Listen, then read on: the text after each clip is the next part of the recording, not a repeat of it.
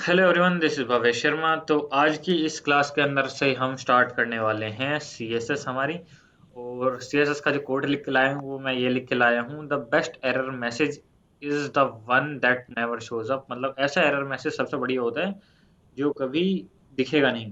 Bro recording on कर ली? हाँ, okay, बिल्कुल ऑन कर ली है। ठीक है जी, आगे चलते हैं। देखो, आज हम जो सीएसएस पढ़ने वाले हैं ना, उसका बेस्ट एग्जांपल लेके आए।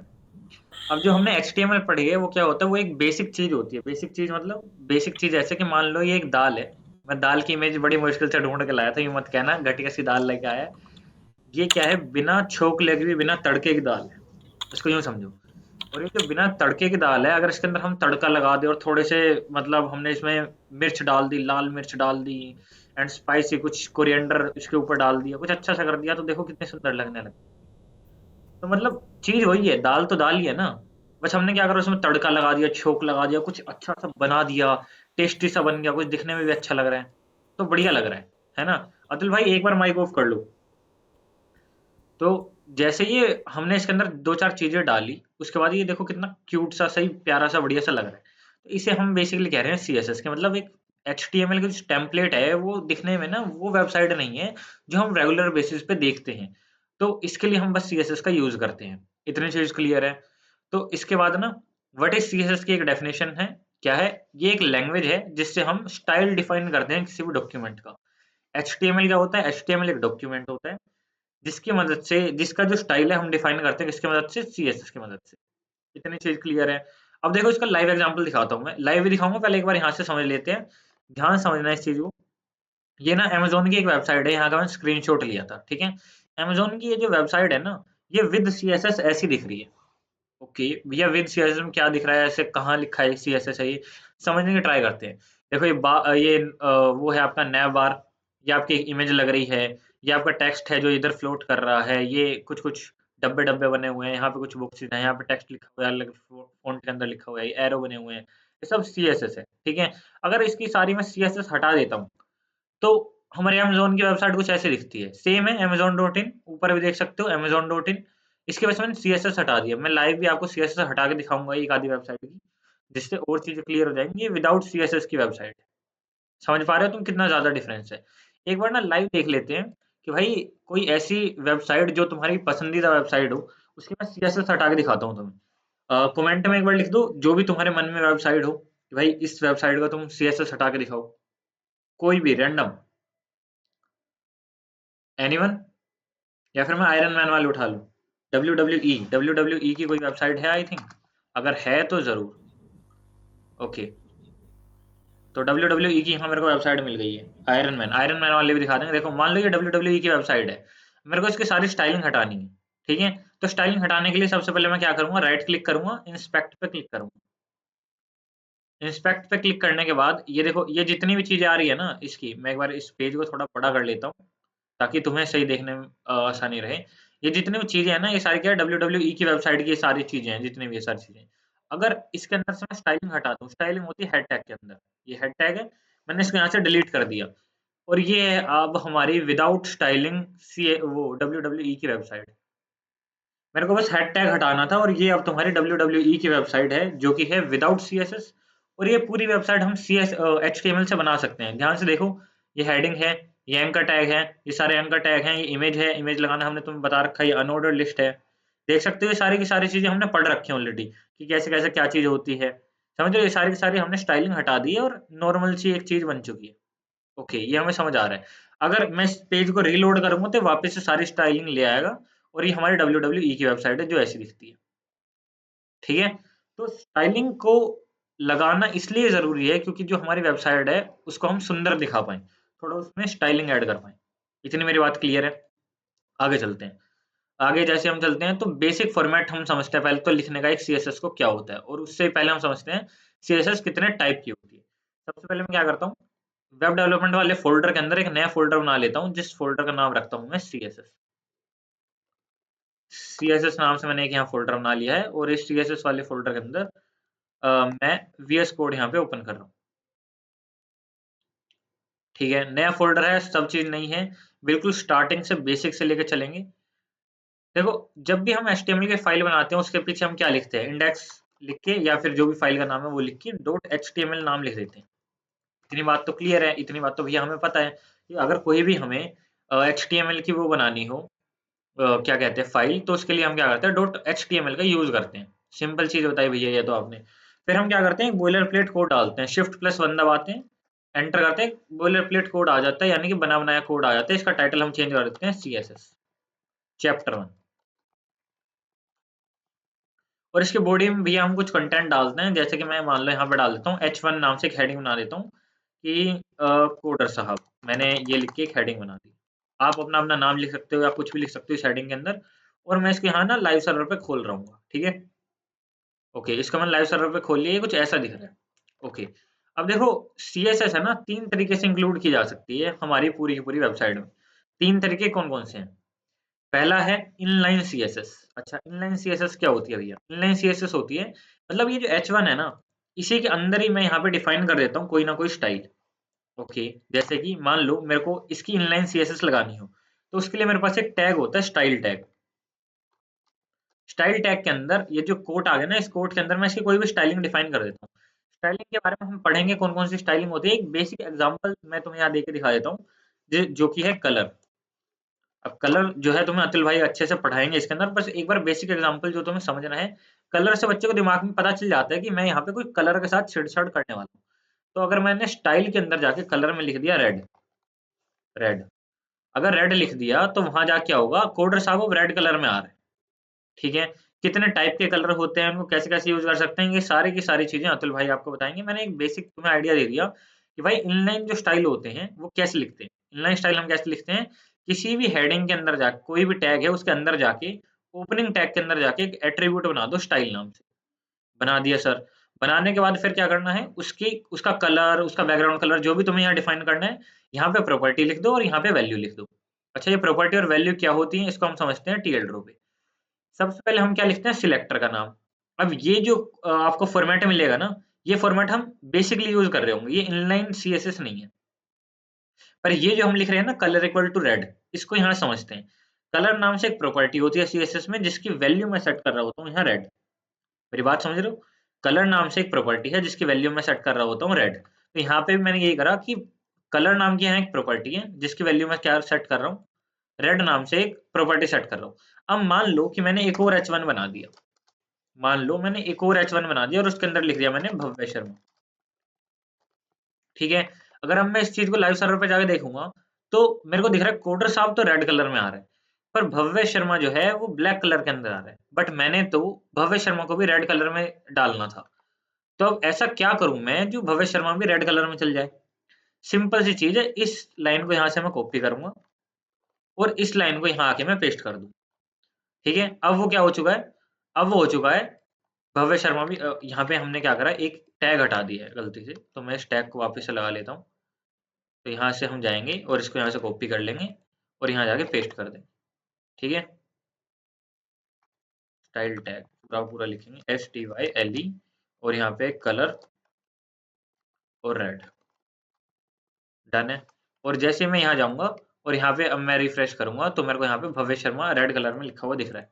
इतनी बात क्लियर है, कोडर साहब और भव्य शर्मा रेड कलर में लिखे आ रहे हैं। अगर मान लो यहाँ पे मैं जो हेडिंग है, एक और हेडिंग बना देता हूँ, है ना, उसके अंदर मैं लिख देता हूँ मान लो अतुल गोस्वामी, है ना। एक और H1 बना देता हूँ, इसके अंदर मैं लिख रहा हूँ कामना सिंह। एक और मैं हेडिंग बना रहा हूँ, उसके अंदर मैं लिख रहा हूँ करताक्षी भारद्वाज।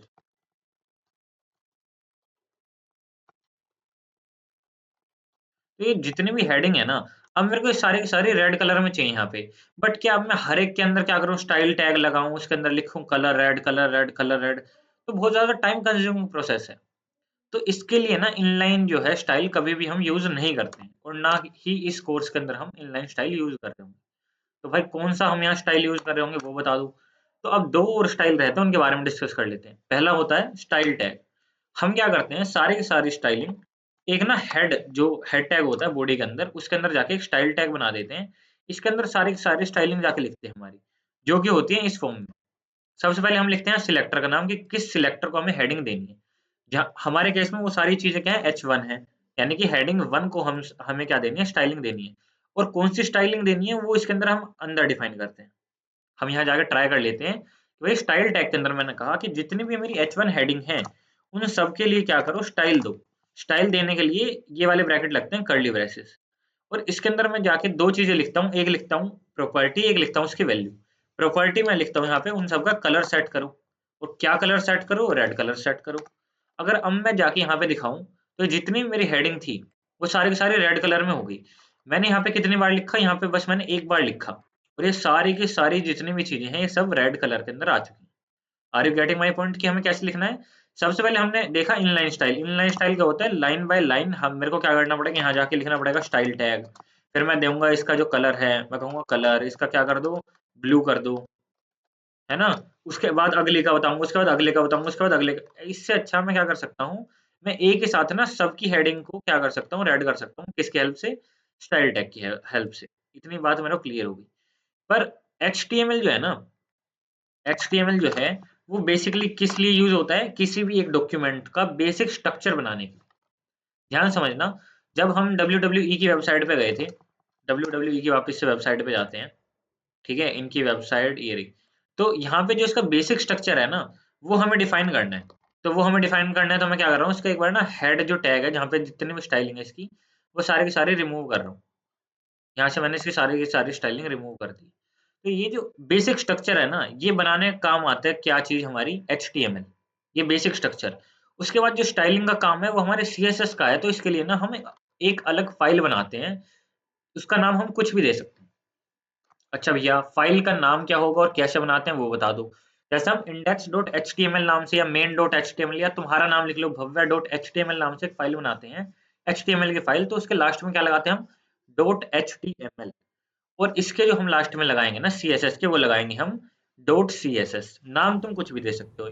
यहाँ मैं दे ठीक रहा है हूँ, सर, कैमरा ऑफ करो। ओके, तो यहाँ पे मैं नाम कुछ भी दे रहा हूँ। यहाँ मैं दे रहा हूँ style.css। जिसके भी लास्ट में .css लग जाएगा वो सारे के सारे क्या है, हमारी CSS फाइल है। ठीक है। अब CSS फाइल के अंदर ना मैं वही सेम चीज लिखने वाला हूँ। ओके भैया, कौन सी सेम चीज? वही सेम चीज मैं style.css खोल रहा हूँ। कौन सी सेम चीज मैं लिखने वाला हूँ? जो मैंने लिखी थी यहाँ पे स्टाइल टैग के अंदर। बिल्कुल सेम लिखना है भैया? हाँ भाई, बिल्कुल सेम लिखना है। ओके, तो लिख के देखते हैं। सबसे पहले हमें क्या देना है? सिलेक्टर का नाम। सिलेक्टर है हमारा H1।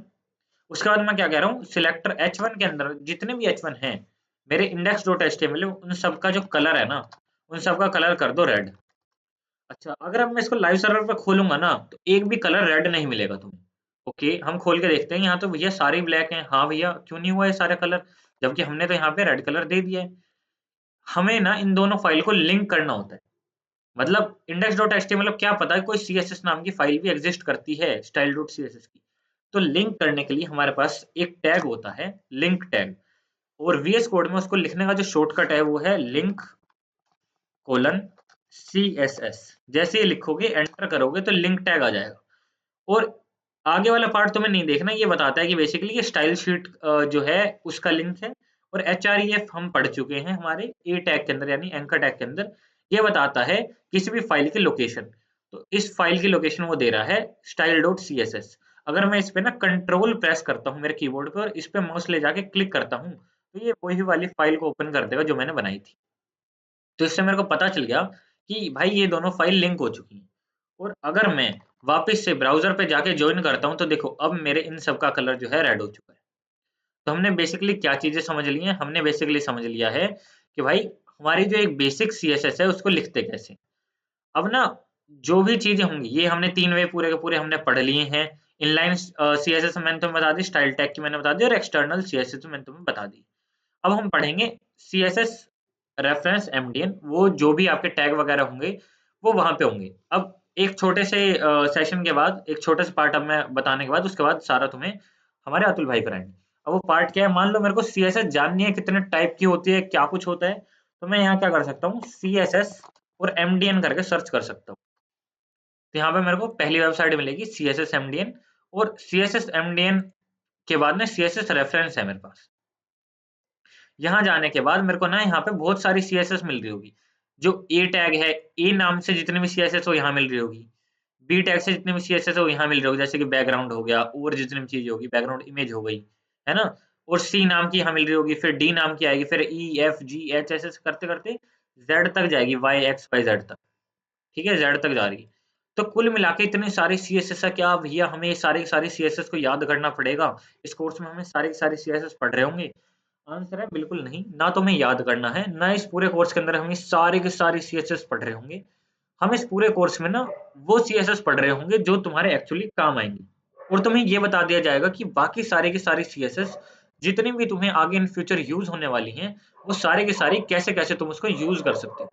कभी भी किसी भी चीज को याद नहीं करना है, गूगल करने पे ज्यादा ध्यान देना है कि मान लो मेरे को कोई चीज समझ नहीं आ रही है, तो मैं उसको जाके एक बार गूगल पे सर्च करूँ, एमडीएन पे जाके सर्च करूँ, थोड़ी चीजें पढूं, उसके बाद वो मेरे को समझ आएगी।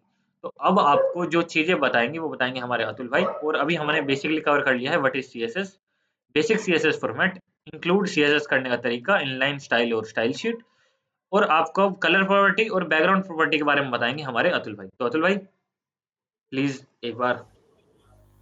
हाँ जी भैया,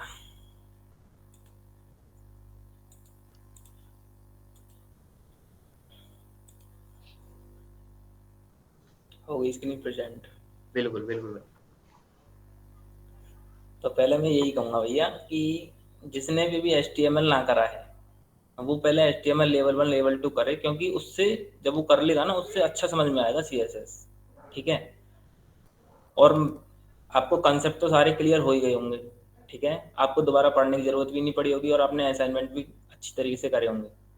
तो हम सी एस एस आज से स्टार्ट कर रहे हैं, और सी एस एस भी आपकी ये मान लो कि उंगली उंगली पे निकल जाएगी ऐसे ही। इसके 5-6 पार्ट आएंगे, 5 या 6 पार्ट आएंगे, उसमें सी एस एस खत्म हो जाएगी। ठीक है।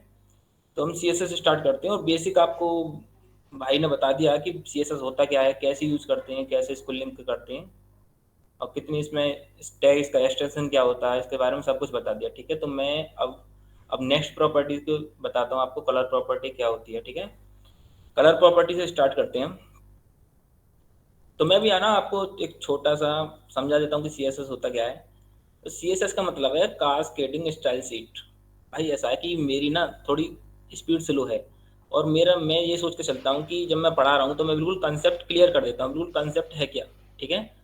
और सी एस एस में आ गया तो बिल्कुल ये मान लो टॉपिक को मैंने पकड़ लिया तो क्लियर कर देता हूँ।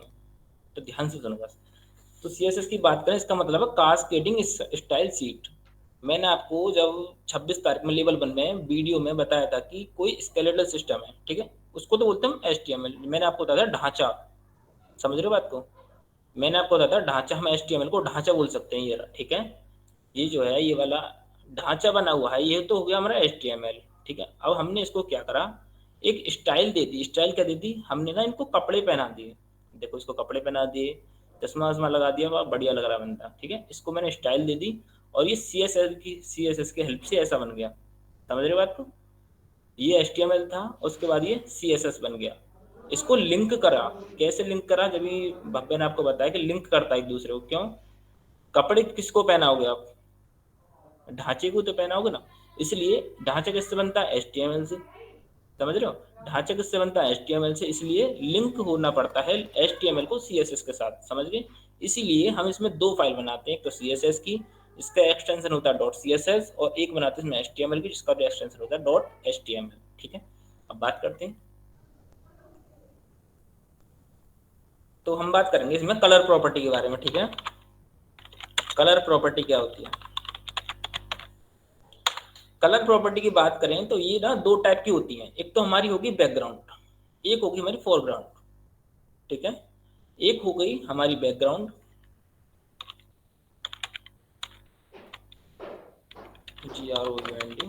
ठीक है। और सेकंड होती है हमारी फोरग्राउंड। ठीक है। ये होती है हमें दो टाइप की प्रॉपर्टी, कलर प्रॉपर्टी। बैकग्राउंड वो होता है, मान लो कि मैं आपको समझाता हूँ, वी एस कोड पे चलते हैं, और मैंने एक फाइल बनाई इंडेक्स 1.html। ठीक है। मैंने एक फाइल बनाई index1.html। और बॉयलर प्लेट कोड आपको लेना आता है, ये शिफ्ट+1 दबाओ, शिफ्ट+1, और एंटर कर दो। शिफ्ट दबाया, 1 दबाया। भाई फाइल का नाम थोड़ा index dot index, one H T M L होगा। हाँ, इसको रीनेम करना पड़ेगा, तो मैं न्यू फाइल बना लेता हूँ इसमें, INDEX 1.html। मैंने एक न्यू फाइल बनाई और मैंने इसमें Shift+1 दबाई, बॉयलर प्लेट कोड आ गया, ठीक है। अब इसको ना लिंक करना होता है। मैंने आपको बताया CSS HTML ढांचा बन गया। अब इसको ढांचे को हमें स्टाइल देनी है, तो एक न्यू फाइल बनानी पड़ेगी। हम नई फाइल बना लेते हैं, इसका नाम रख देते हैं हम style.css, ठीक है।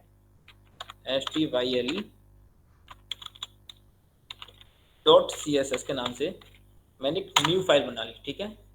इसमें क्या करती है हम, अगर मान लो मैंने उसमें हेडिंग दे दी, जैसे ये था, ठीक है।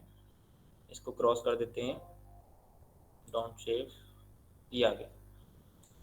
मान लो मैंने एक इसमें हेडिंग टैग दे दिया, ठीक है, और मैंने लिख दिया इसमें अतुल, ठीक है। मैंने इसमें अतुल लिख दिया, ठीक है।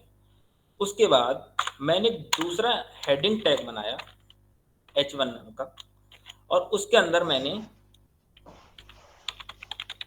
गोस्वामी डाल दिया, ठीक है। उसके बाद मैंने एक तीसरा टैग बनाया। आप कितने भी टैग बना सकते हो, मैं समझाने के लिए आपको इसलिए टैग ले रहा हूँ, ठीक है। इसमें डाल दिया मैंने भव्य, ठीक है। मैंने 3 टैग यूज करे, हेडिंग टैग, समझ गए। बॉडी के अंदर में 3 हेडिंग टैग यूज करे, और इनको हम देखेंगे जब हम HTML के अंदर क्या कर रहे थे। तो हम ना जब इसको लाइव सर्वर पर चला रहे थे, तो हमारा अतुल गोस्वामी भव्य 3 चीज प्रिंट हो रही थी केवल। देखो ये आ गई हेडिंग 1 के अंदर, ठीक है। मैं इसको थोड़ा छोटा कर देता हूँ। ये 3 चीज प्रिंट हो रही थी, अतुल गोस्वामी भव्य, ठीक है। जब हेडिंग टैग हम प्रिंट करा देते, तो भाई हमारा CSS का काम ये है कि जब हम CSS को ऐड कर देंगे, तो हम जो हेडिंग है ना हमारी, इसको हम स्टाइल दे देंगे। इसको हम स्टाइल दे देंगे, कलर दे देंगे, बैकग्राउंड दे देंगे। धीरे धीरे पढ़ेंगे, सबसे पहले कलर की बात करेंगे। तो style.css को लिंक करने के लिए एक होता है हमारे पास लिंक। किसको करना है, लिंक, एंटर कर देंगे। उसके बाद होता है रेल, मतलब रिलेशन किसका होता है, और यहाँ डाल देंगे स्टाइल शीट, स्टाइल शीट, ठीक है। उसके बाद होता है हमारा href।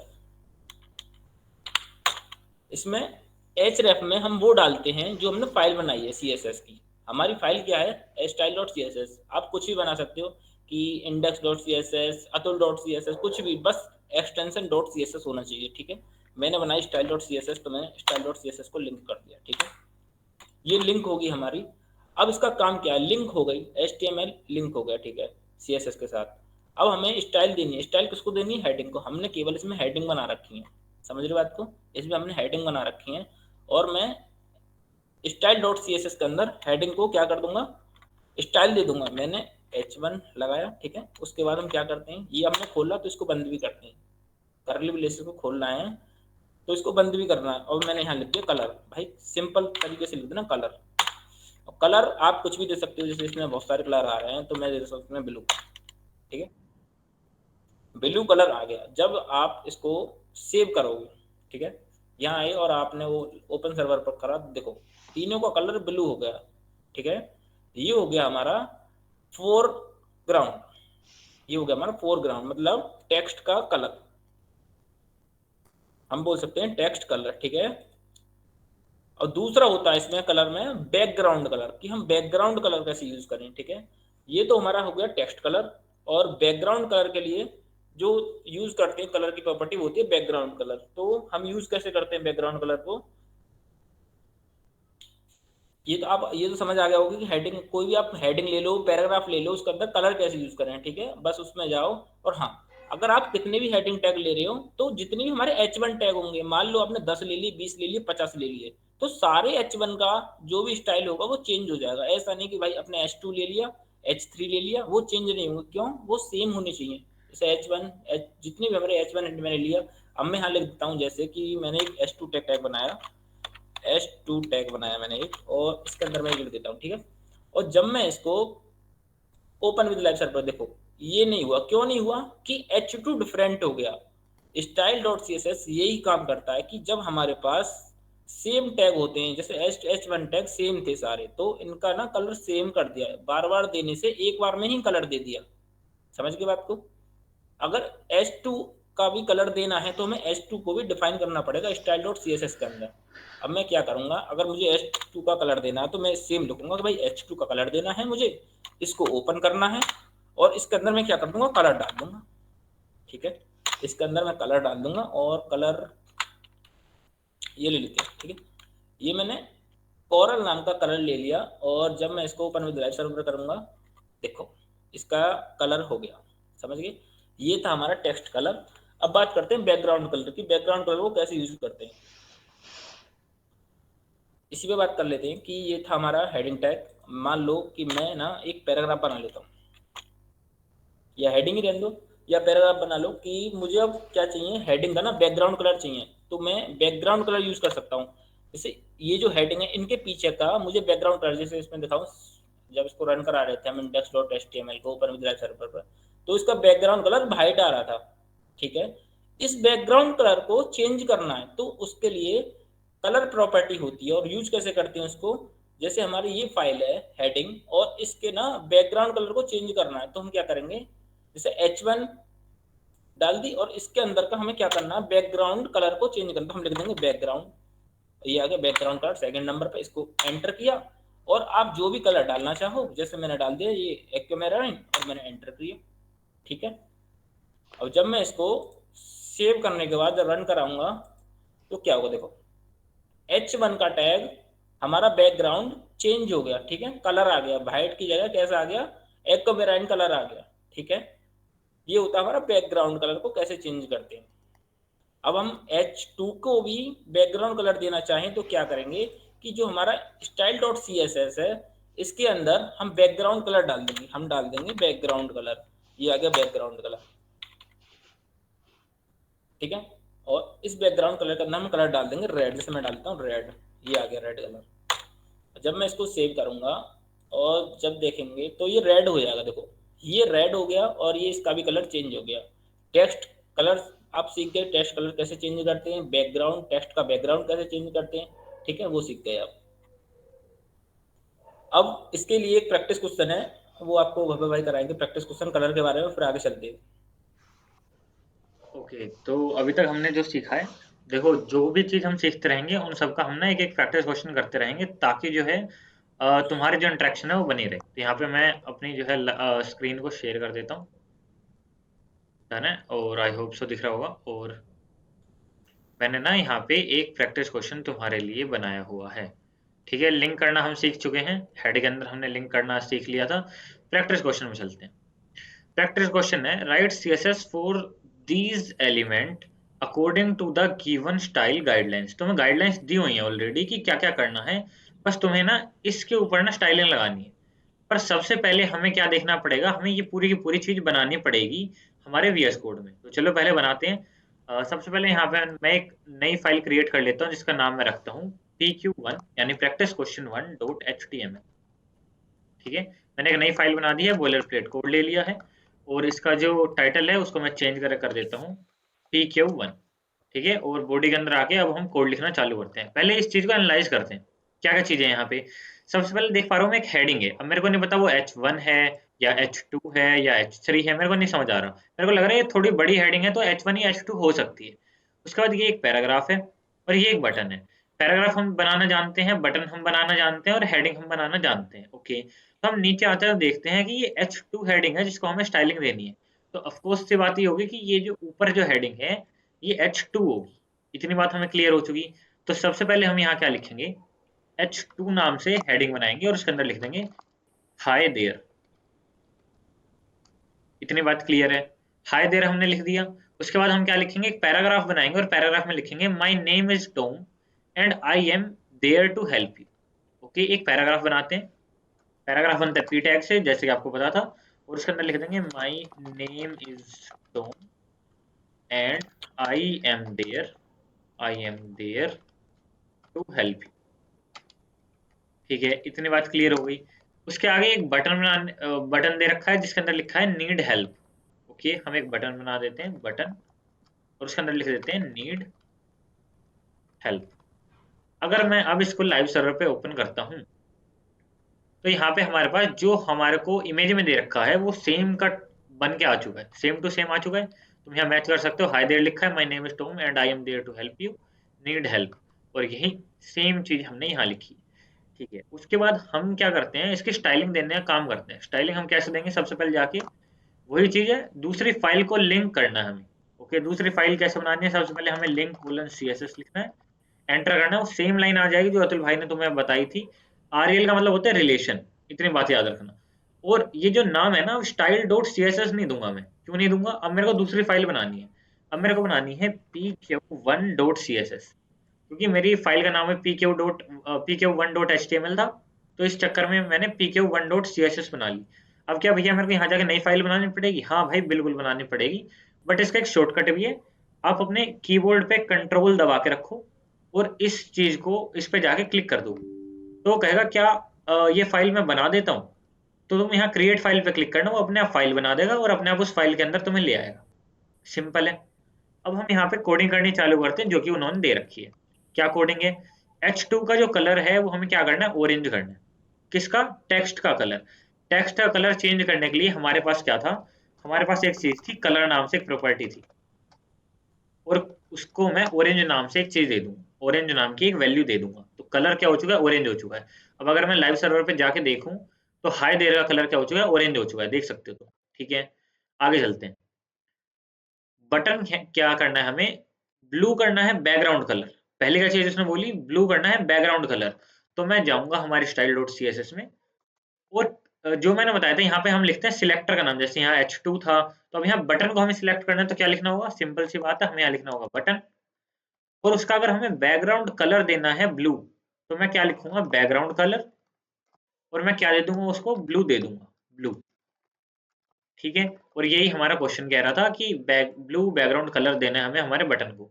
जैसे ही मैंने दिया, तो उसका जो बैकग्राउंड कलर है वो ब्लू हो चुका है। ओके भैया, जैसे तुम कह रहे थे वैसा हो चुका है। आगे चलते हैं। आगे लिखा है कि भैया जो टेक्स्ट है उसको व्हाइट करो। अब टेक्स्ट को व्हाइट करने के लिए, टेक्स्ट को ऑरेंज करने के लिए जो प्रॉपर्टी है, उसके लिए मैंने बात की थी कि हम टेक्स्ट को जब भी चेंज करेंगे तो इसके लिए कलर प्रॉपर्टी का यूज करेंगे। तो यहाँ पे मैं लिख दूंगा कलर, और कलर क्या कर दूंगा? उसके टेक्स्ट का कर दूंगा व्हाइट। ओके, जाके चेक करते हैं। नीड हेल्प और बटन हो चुका है ब्लू। इतनी बात क्लियर है। आगे चलते हैं। आगे लिखा है पैराग्राफ जो है, पैराग्राफ के ब्लैक कर दो बैकग्राउंड कलर। ओके, पैराग्राफ का एक सिलेक्टर बनाते हैं। सिलेक्टर कैसे बनता है? पैराग्राफ टैग का पी लिख दिया, और उसका ब्रैकेट ओपन किए। उसका बैकग्राउंड कलर हमें कुछ करना था, बैकग्राउंड कलर हमें करना था ब्लैक। तो बैकग्राउंड कलर लिख के लिख दूंगा मैं ब्लैक। तो अगर मैं जाके देखूंगा तो बैकग्राउंड कलर हो चुका है ब्लैक, पर अब मेरा टेक्स्ट नहीं दिख रहा है इस पे। देख रहे हो तुम ये बात? क्यों टेक्स्ट ब्लैक कलर का, हेडिंग ब्लैक कलर की। तो उसके बाद ना अगली लाइन में लिखा है कि व्हाइट कर दो टेक्स्ट का कलर। व्हाइट कर दो टेक्स्ट का कलर। तो टेक्स्ट का कलर व्हाइट करने के लिए क्या करूंगा? कलर नाम से एक प्रॉपर्टी दूंगा और उसको दे दूंगा व्हाइट वैल्यू। व्हाइट वैल्यू, तो अब ये मेरे को दिख रहा है। दिख रहा है क्या? अब मैं ये पूछ सकता हूँ कि तुम में से 90% बच्चों को ये जितना भी क्वेश्चन कराया, कलर प्रॉपर्टी, बैकग्राउंड प्रॉपर्टी और कैसे लिंक करना है, ये सारी की सारी चीजें क्लियर है? क्लियर है तो एक बार हैंड रेज कर दो। ओके। ओके, हाँ क्लियर है। 1 2 3 4 5 6। ओके, 5 6 बच्चों क्लियर है, इनफ है। ओके, ठीक है अतुल भाई, आगे कंटिन्यू करते हैं। Okay okay.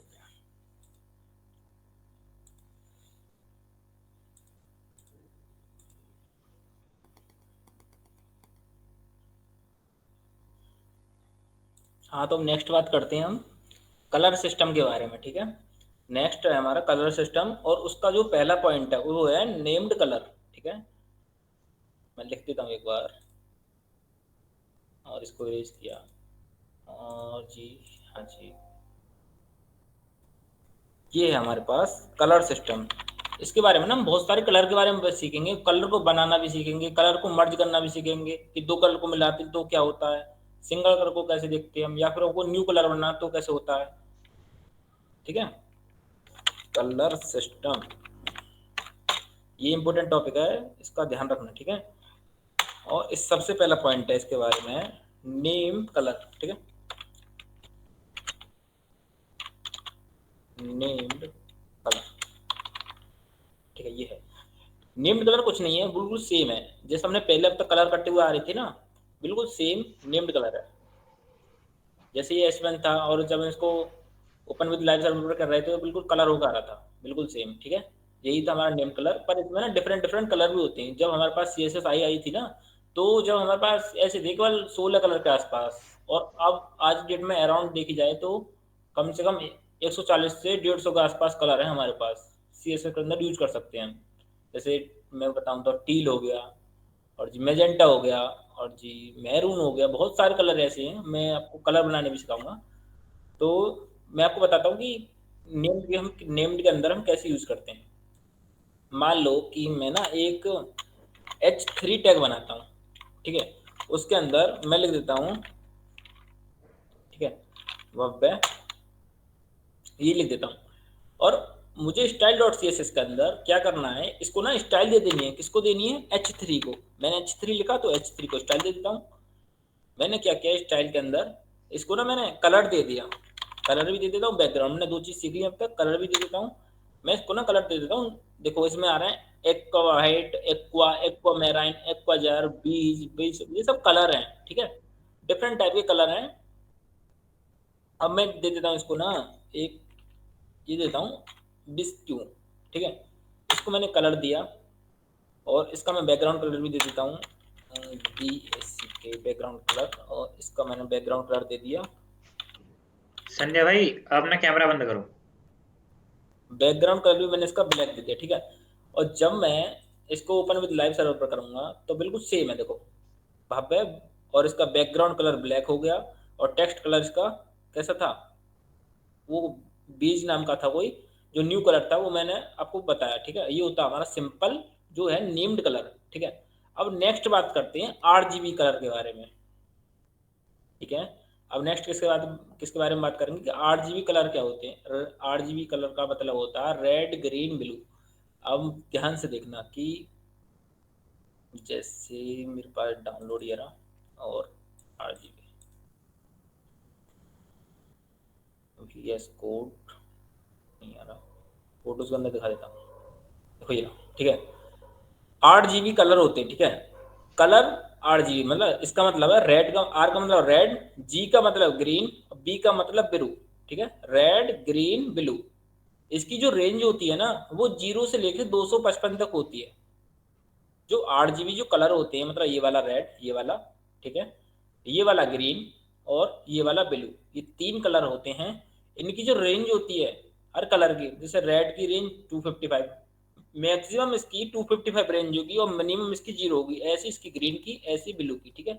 ये कॉम्बिनेशन होता है रेड ग्रीन ब्लू का, इसी को हम 8 GB कलर बोलते हैं, ठीक है। आपको रेंज पता पड़ गई कि रेंज क्या होती है, मिनिमम 0 और मैक्सिमम 255, ठीक है। आर का मतलब रेड, जी का ग्रीन, बी का ब्लू, ठीक है। अब सोचते हैं कि हम कलर कैसे बनाते हैं, ठीक है। कलर बनाना सीखेंगे तो देखो इसमें रेड है, रेड हमारा हाईएस्ट 255 होता है। जब हमारा 255 हो जाएगा हाईएस्ट, और सब हमारे 0 हो जाएंगे। मैं आपको दिखाऊं कि यहाँ से इरेज करते हैं, और उसके बाद मान लो कि जो हमारा रेड कलर है ना वो हमारा क्या है 255 हाईएस्ट, ठीक है। और जो हमारा ग्रीन, रेड ग्रीन ब्लू, जो ग्रीन है, ग्रीन कलर, वो भी हाईएस्ट कितना होगा 255, ठीक है। रेड का 255 मतलब ये है कि वो पूरी तरह से रेड होगा। 255 का मतलब ये हाईएस्ट मतलब पूरी तरह से रेड होगा। अगर उसको कम कर दोगे थोड़ा रेड, और कम कर दोगे थोड़ा रेड, और ज्यादा थोड़ा रेड, ठीक है, उसी अकॉर्डिंग कम होता चला जाता है कलर। मैं आपको कलर बनाना भी सिखाऊंगा, कलर कैसे बनाते हैं, बस ध्यान से देखते रहो। अब रेड ग्रीन, और हमारा नेक्स्ट होता है blue, red green blue 8 GB colour, ठीक है। ब्लू का भी जो हाईएस्ट होता है वो 255 होता है। मान लो कि मुझे ना कोई कलर नहीं बनाना, समझ रहे हो, मुझे कोई कलर नहीं बनाना, मुझे ना सबको 0 0 करना है। तो कैसा कलर बनेगा, वो होता है ब्लैक। देखो मैं दिखाता हूँ कॉम्बिनेशन से पहले इसका, ये रहा, ये खोल ली पिक्चर मैंने, ये ठीक है। देखो ये रेड है, ये ग्रीन है, और ये ब्लू है। जब हम रेड को और ग्रीन को मिला रहे हैं, जब हम रेड को और ग्रीन को मिला रहे हैं तो हमारा येलो कलर मिल रहा है। देखो रेड को और ग्रीन को मिलाने से, मिक्सिंग करने से क्या हो रहा है, हमें येलोइश कलर मिल रहा है, ठीक है। और जब हम ग्रीन को और ब्लू को मिला रहे हैं तो ये वाला कलर मिल रहा है, जो ये आसमानी सा कलर है, स्काई ब्लू सा, ठीक है। और जब हम रेड को मिला रहे हैं और किसको मिला रहे हैं, ब्लू को, तो कैसा मिल रहा है, पिंक कलर, ठीक है, पिंक कलर मिल रहा है हमें। और जब हम टोटल कलर को मिला रहे हैं, ठीक है, मतलब 255 ये टोटल और ये वाला 255 और ये वाला 255 पूरा पूरे मिला दिए तो हमें कलर मिल गया व्हाइट। समझ आई? जैसे इसमें है रेड इज RGB 25500, इसका मतलब ये है कि सबसे पहले क्या होता है, RGB होता है, तो R ये हो गया, R ये हो गया, G ये हो गया, B। ठीक है, हमारे पास तीन होते हैं RGB, तो सबसे पहला R होगा। R क्या इसलिए इसने, R लिया इसने 255, R किया लिया इसने 255 और G इसने 0 लिया और B भी इसने 0 लिया। ठीक है, अब जब हमारे पास ये दोनों 0 हैं, रेड कलर हमारे पास टू पूरा का पूरा है 255,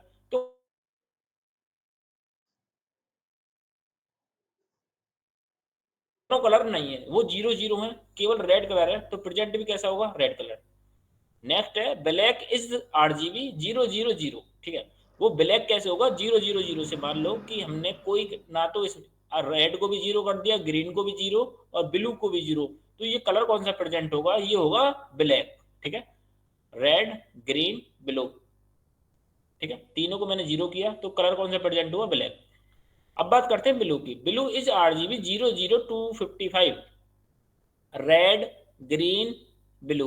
रेड कर दिया मैंने 0, ग्रीन कर दिया मैंने 0 और ब्लू है उसको मैंने टोटल पूरा 255, अब मैंने 255 इसको कर दिया तो इसका क्या होगा कि भाई ब्लू हमारा पूरी तरह से ब्लू बन जाएगा। ठीक है, अब येलो कलर बनाना, येलो के लिए इसने क्या किया, येलो के लिए इसने रेड ले लिया 255। ठीक है जी, अब इसने 255 किसको ले लिया, ग्रीन को। देखो रेड ये रहा और ग्रीन ये रहा, जब इन दोनों को मिक्स कर रहे हैं हम, रेड को और ग्रीन को दोनों को मिक्स कर रहे हैं, तो कैसा कलर बनना है, येलो। देखो बनना नहीं बनना, जब हम ग्रीन को और ब्लू को मिक्स कर रहे हैं तो स्काई ब्लू, और रेड को और ब्लू को मिक्स कर रहे हैं तो पिंक बनना है, सबको मिलाकर 255 255 255 हमारा बन गया वाइट, और 0 0 0 कर देंगे तो ब्लैक, और जब हमारा 255 ये और 255 ये तो हमारा येलो कलर बनेगा, और ब्लू कर देंगे हम 0, जब हम ब्लू को 255 करेंगे और इसको 255 करेंगे तो हमारा कैसा बनेगा, पिंक कलर। ठीक है, अब कलर बनाना सीख गए आप कि कलर कैसे बनाते हैं। ठीक है, अब बात करते हैं कि अगर आपको कलर लेना है तो VS कोड पे देखते हैं कि कलर कैसे प्रेजेंट होगा, तो इसी फाइल के अंदर देख लेते हैं। मैं ना एक हेडिंग बनाता हूँ और उस हेडिंग को लिख देता हूँ मैं H4। ठीक है, मैं H4 हेडिंग बनाई और इसके अंदर लिख दिया मैंने अतुल भव्य। ठीक है, मैंने एक हेडिंग बनाई H4 नाम की, उसके अंदर मैंने अतुल भव्य नाम से लिख दिया। उसके बाद मैं स्टाइल के अंदर इसको चेंज करूंगा, जब भी तो इसमें कलर प्रेजेंट होंगे, समझ रहे बात को, जब भी तो इसमें कलर प्रेजेंट होंगे, जब मैं इसकी स्टाइल दूंगा तो मैं स्टाइल के अंदर गया और H4 को मैंने स्टाइल दे दी।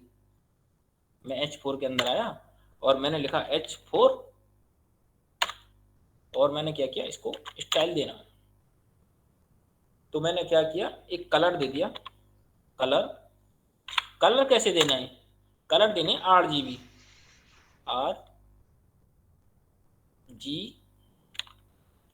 ठीक है, ऐसे भी दे सकते हो रेड ग्रीन ब्लू, देखो RGB का आपको ऑप्शन दिख रहा है रेड ग्रीन ब्लू। ठीक है, ऐसे आप लिख सकते हो तो तीनों कलर आ जाएंगे आपके पास। अब जो आपको देखोगे तो पहले इसको इंडेक्स और HTML इसको सेव करते हैं और ओपन विद लाइव सर्वर पर चलते हैं। देखो अतुल भव्य, इसके कोई कलर नहीं आया, क्यों नहीं आया, वो ना आपको केवल इसमें दिखाया गया है कि इसका रेड R का मतलब ये होता है, ग्रीन का मतलब ये और ब्लू का मतलब ये कलर होता है। ठीक है, अब आपको क्या लिखना पड़ेगा कि RGB के अंदर आपको कलर लिखने पड़ेंगे, आपको कौन सा कलर लेना है, जब जाकर आपको कलर बनेगा। जिसमें आपको बता रहा था कि आपको ब्लू लेना है, तो ब्लू का आपके लिए आपको 255 अपना पूरा पूरा कलर डाल दो और दोनों को आप 0 कर दो। ठीक है, चलते हैं। अब मैंने क्या किया कि जैसे स्टाइल डॉट CSS है, मैंने इसके अंदर ये हटा के यहाँ से क्या किया, इसके ना कलर डाल दिए, बैकग्राउंड कलर रेड, और मैं इसको रेड कर देता हूँ LD।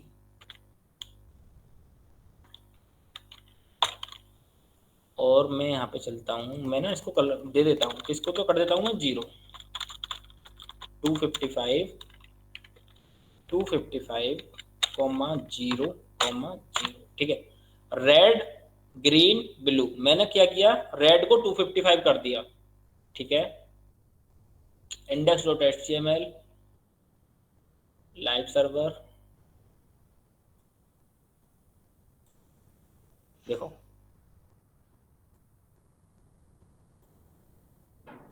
index.html और H4 के अंदर हमने क्या करना है, चेंज करना है, RGB कलर को चेंज करना है कि 255 इसका दे दिया, और देखो ये आ रहे, जैसे आपको लेना है टू रेड का, टू 255 टू 00, आपने ये कलर चेंज किया और यहाँ डाल दिया, इसका कोड होता है ये वाला। अब कोड लेना भी सिखाऊंगा कैसे लेते हैं कोड, अगर आपको दोबारा चेंज करना है तो ये आ गया, ठीक है, ये कलर आ गया आपके लिए। और जब आप इसको रन कराएंगे तो क्या होगा, देखिए, तो मैं आ गया index.html, सबसे पहले अतुल ओपन, भाई H2 का ब्रैकेट हट गया है, H2 का एक ब्रैकेट हट गया। H2 का, हाँ, स्टाइल वाली फाइल में H2 का ब्रैकेट हट गया। स्टाइल वाली स्टाइल फाइल वाली फाइल में H2 H2 का, का, हाँ, एक क्लोजिंग ब्रैकेट हाँ, हट गया। तो इस वजह से नहीं आ रहा, कलर वैसे ही आएगा। वो आगे पीछे करने से हट गया होगा, देखो हो गया कलर, रेड कलर हो गया। क्यों रेड कलर इसलिए हुआ, क्यों, जैसे मैंने इसमें लिया था कलर 255 रेड लिया, रेड ग्रीन ब्लू, जब क्लिक करेंगे देखो ऊपर ही कलर आ रहा है। अगर मान लो मुझे लेना ग्रीन कलर, अगर थोड़ा ग्रीन कलर लेना है, या फिर मैं डाल देता हूँ, मुझे मिक्स किस किस का करना है, मुझे बनाना है येलो, तो मैं येलो के लिए क्या बना रहा था कि रेड और ग्रीन, रेड और ग्रीन तो आपको मिक्स करने हैं, मतलब 255 और 255 दोनों लेने हैं। मैंने क्या किया, रेड ले लिया मैंने 255, ठीक है, और मैंने ग्रीन को भी ले लिया, और ब्लू को मैंने 0 कर दिया, ठीक है। तो इसमें पहले ही आ रहा कि येलो कलर बनेगा, ठीक है, पहले ही आ गया इसमें येलो कलर बनेगा। तो अब लाइव सर्वर पर चलाएं तो येलो कलर बन गया, ठीक है, आपको दिखना ही रहा होगा, देखो बस। और फिर उसके बाद अब आप कलर RGB कलर लेना सीख गए, ठीक है। अगर आपको और ज़्यादा कलर लेने हैं तो आप ऐसा कर सकते हो कि हाँ गए, अब वैसे याद करने की जरूरत नहीं है, बहुत सारे कलर होते हैं कि हाँ आप चेंज कर सकते हो, जैसे आपको लेना है ये वाला कलर तो इसका ये वाला कलर कोड है, हो गया 255 157 0, ये लेना है तो आपको इस हिसाब से ले सकते हो RGB कलर।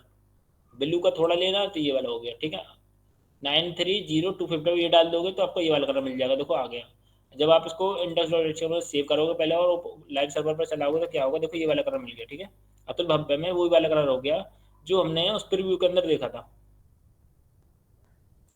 ये होते हैं RGB कलर के बारे में। अब बात करते हैं हम कि हेक्साडेसिमल कोड क्या होता है। हेक्साडेसिमल कोड को हम हेक्स कोड भी बोलते हैं, ठीक है। तो चलते हैं, इरेज करते हैं, हाँ, तो अब लिखते हैं हम हेक्स कोड, ठीक है। हेक्स कोड, हेक्स कोड का मतलब है हेक्साडेसिमल कोड, हेक्साडेसिमल कोड, ठीक है। हेक्स कोड का मतलब है हेक्साडेसिमल कोड। और हेक्साडेसिमल सबको पता चल रहा होगा कि जहां 1 2 3 4 5 6 7 8 9, उसके बाद क्या होता है, ABCDEF,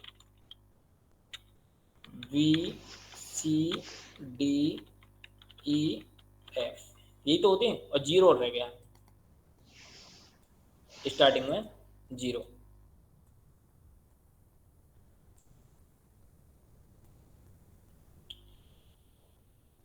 मैं यहाँ से लेता हूँ टेक्स्ट और मैं हाँ एंटर कर देता हूँ, यहाँ जीरो डाल देता हूँ, ठीक है। इस जीरो को मैं सेलेक्ट करता हूँ और ऊपर ले रहा हूँ, ठीक है। 0 1 2 3 4 5 6 7 8 9, और उसके बाद 9 के बाद क्या होता है, ABCDEF, ये होते हैं हेक्साडेसिमल कोड में, ये नंबर होते हैं। पर इसका पता है बेस क्या होता है, आपने उसमें पढ़ा होगा, तरुण सर ने भी आपको पढ़ाया होगा बेस के बारे में, कि जो हेक्साडेसिमल का बेस होता है वो होता है 16, ठीक है, इसका बेस 16 होता है। और आपने उसके बारे में पढ़ा होगा डेसिमल के बारे में, कि डेसिमल का कोड क्या होता है, कि डेसिमल का कोड होता है 0 1 2 9, 0 से 9 तक। पर उसका बेस क्या होता है, उसका बेस होता है 10। और आपने बाइनरी के बारे में पढ़ा होगा, बाइनरी के बारे में, कि 0 और 1 होता है, अच्छा हाँ जी, और उसका बेस क्या होता है, उसका बेस होता है 2, ठीक है। डेसिमल का हमारा क्या हो गया, 0 से 9, बेस हो गया 10, और बाइनरी का क्या होता है, बेस 2, क्योंकि इसमें 0 और 1 वैल्यू आती है, ठीक है। अब बात करते हैं कि इरेज करते सबसे पहले इसको,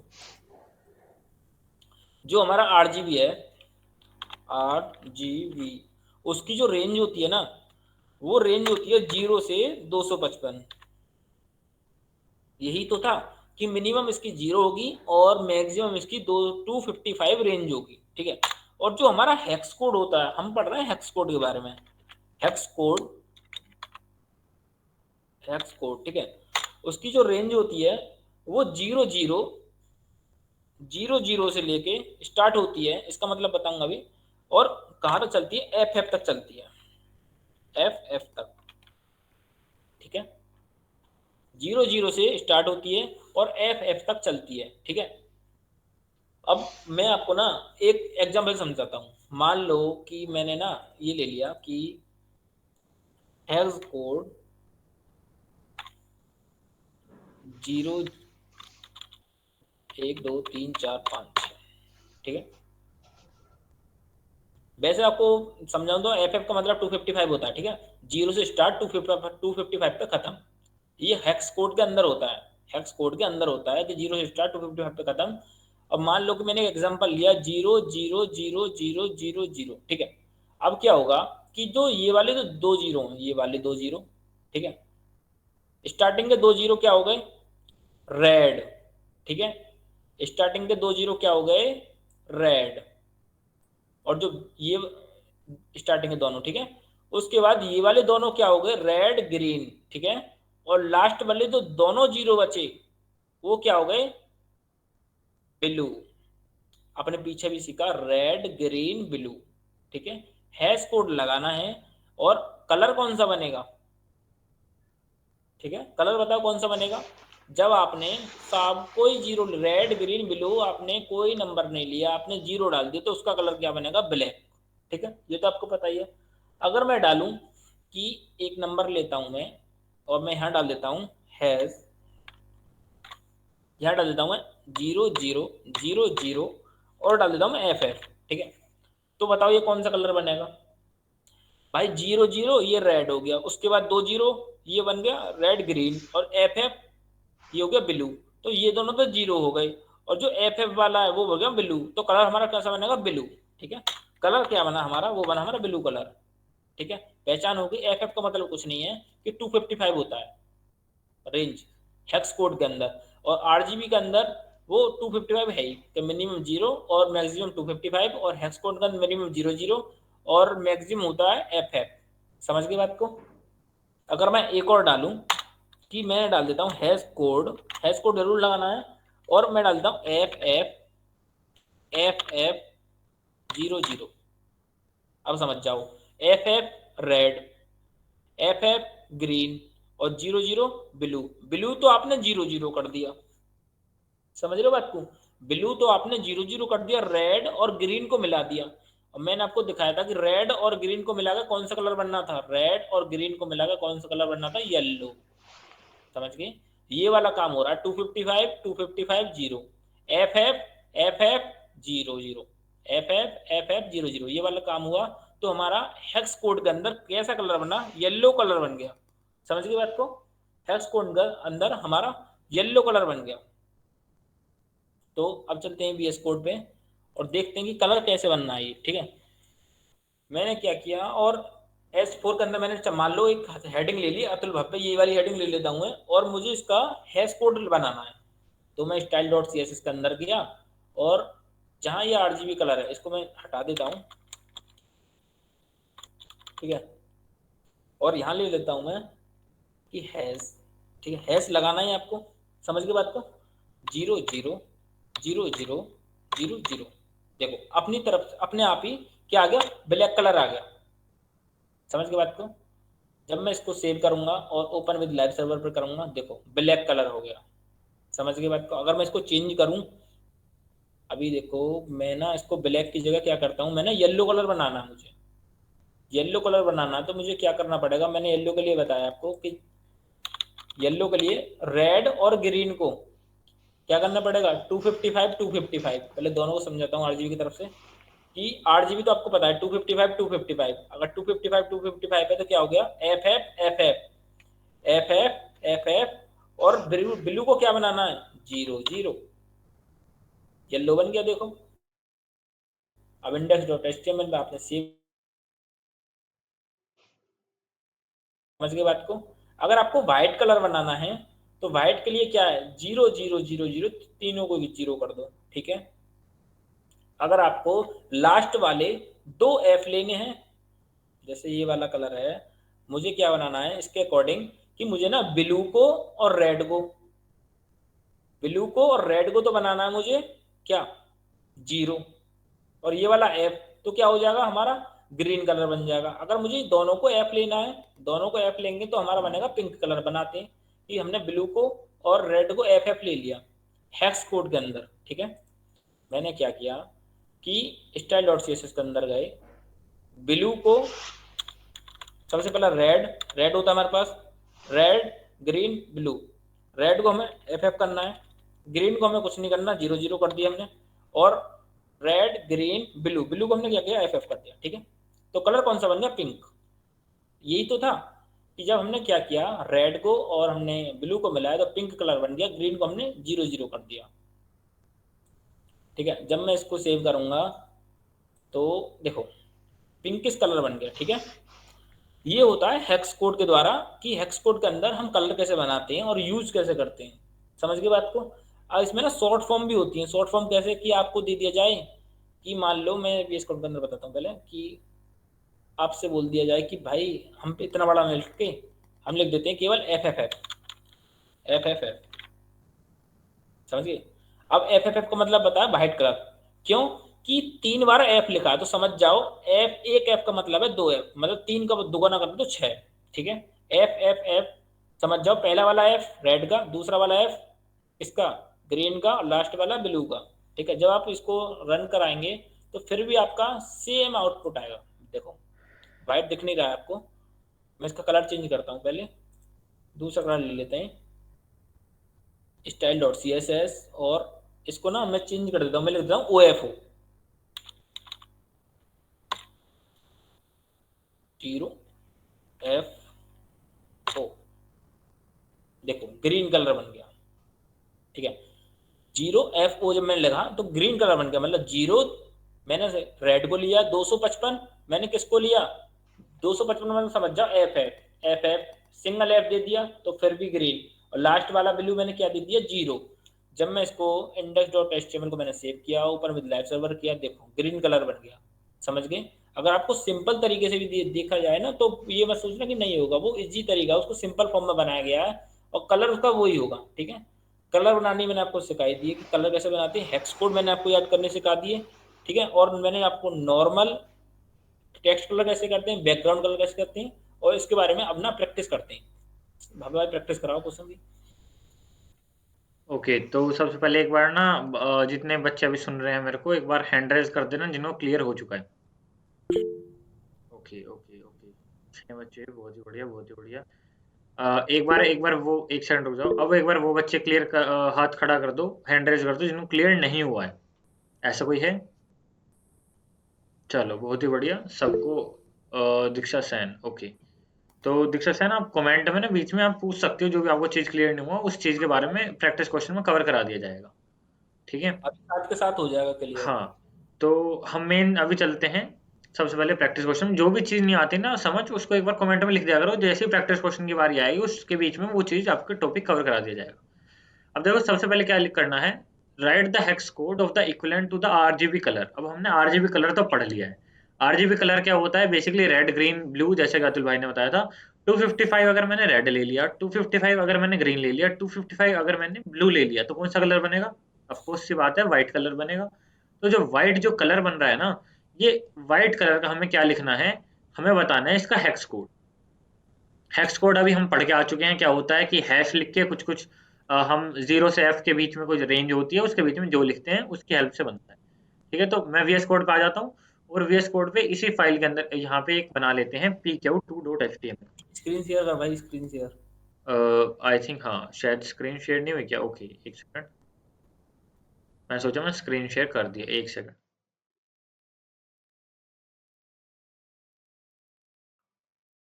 ओके, अब दिख रहा है, आई थिंक अब दिख रहा होगा, ठीक है। तो यहाँ पे जैसे कि था, write the hex code equivalent to RGB colour. RGB जो कलर है उनके अंदर हमें बताना था, ये 255 255 255 दे रखे हैं, यानी कि रेड 255, ब्लू ग्रीन भी और ब्लू भी, यानी कि ये कौन सा हो गया, व्हाइट कलर हो गया। व्हाइट कलर हो गया। अब व्हाइट कलर तो हो गया, एक तो मेरे को बताने है कौन सा कलर है, मैंने यहाँ बता दिया है कि भैया व्हाइट कलर हो गया, डन है। उसके बाद मेरे को क्या लिखना है, उसका हेक्स कोड लिखना है। तो यहाँ पे वीएस कोड पे आगे एक फाइल मैंने बना ली है, pq2.html, ठीक है। इसके अंदर वही पहले बॉयलर प्लेट कोड डाल देंगे, डन है। और बॉयलर प्लेट कोड डालने के बाद सबसे पहले इसके टाइटल को चेंज करेंगे, pq2 लिख देंगे। देन बॉडी में आते हैं, बॉडी के अंदर हमें क्या लिखना है, सबसे पहले एक हेडिंग लिख देनी है। हेडिंग के अंदर लिख देंगे हम डेस्क वॉरियर। डेस्क वॉरियर हमने लिख दिया, और इसको लिंक कर दूंगा मैं मेरे स्टाइल शीट के साथ। तो लिंक कर रहा हूँ मैं, कोलन लगाकर CSS लिखूंगा, और यहाँ पे style dot C S S की जगह मैं लिख दूंगा pq2.css।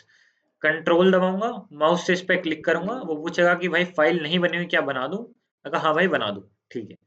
क्रिएट फाइल हो गई है। अब मैं उस फाइल के अंदर हूँ, स्टाइल वाली। स्टाइल वाले फाइल के अंदर मेरे को क्या करना है, मेरे को H1 का जो है, H1 सिलेक्टर का मेरे को क्या करना है, कलर चेंज करना है। ओके, कलर चेंज करना है। कलर चेंज करने के लिए मेरे को क्या करना है, उसका हेक्स कोड लिखना है। हेक्स कोड व्हाइट का क्या होता है, मेरे को व्हाइट बनाना है, तो मेरे को सब चीजें ना 255 लेनी होगी। अब मैं यहाँ पे आरजीबी की बात कर रहा हूँ 255, अगर मैं हेक्स कोड की बात करूँ, हर चीज मेरे को एफ लेनी होगी।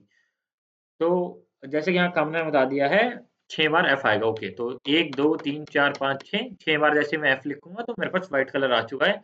अब मैं अगर इसको लाइव सर्वर पे ओपन करूंगा तो वो चीज दिखेगी नहीं, क्योंकि व्हाइट ही बैकग्राउंड है और व्हाइट ही कलर होगा, तो दिख नहीं रहा। पर यहाँ पे देखो डेस्क कोरियर लिखा हुआ है, मैंने सिलेक्ट करके तुम्हें दिखा दिया है, वरना यहाँ शो नहीं होगा, क्योंकि व्हाइट ही कलर होगा और व्हाइट ही बैकग्राउंड होगा।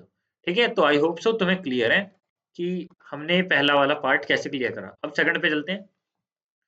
Right the best possible RGB and hex code of the flowing colour. अब ये दो कलर दे रखे हैं हमें, इन दोनों के ना हमें नियरली जो आसपास कलर बन रहे हो ना इनके, हमें उनकी आरजीबी भी लिखनी है और उनके हेक्स कोड भी लिखने हैं।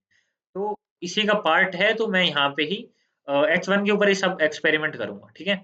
एक H2 और बना लेता हूँ, क्योंकि हमें दो कलर यूज करने हैं। तो या तो एक H2 बना लेते हैं, डेस्क वॉरियर, और उसके अंदर लिख देता हूँ अतुल एंड भव्य। ठीक है, अतुल एंड भव्य।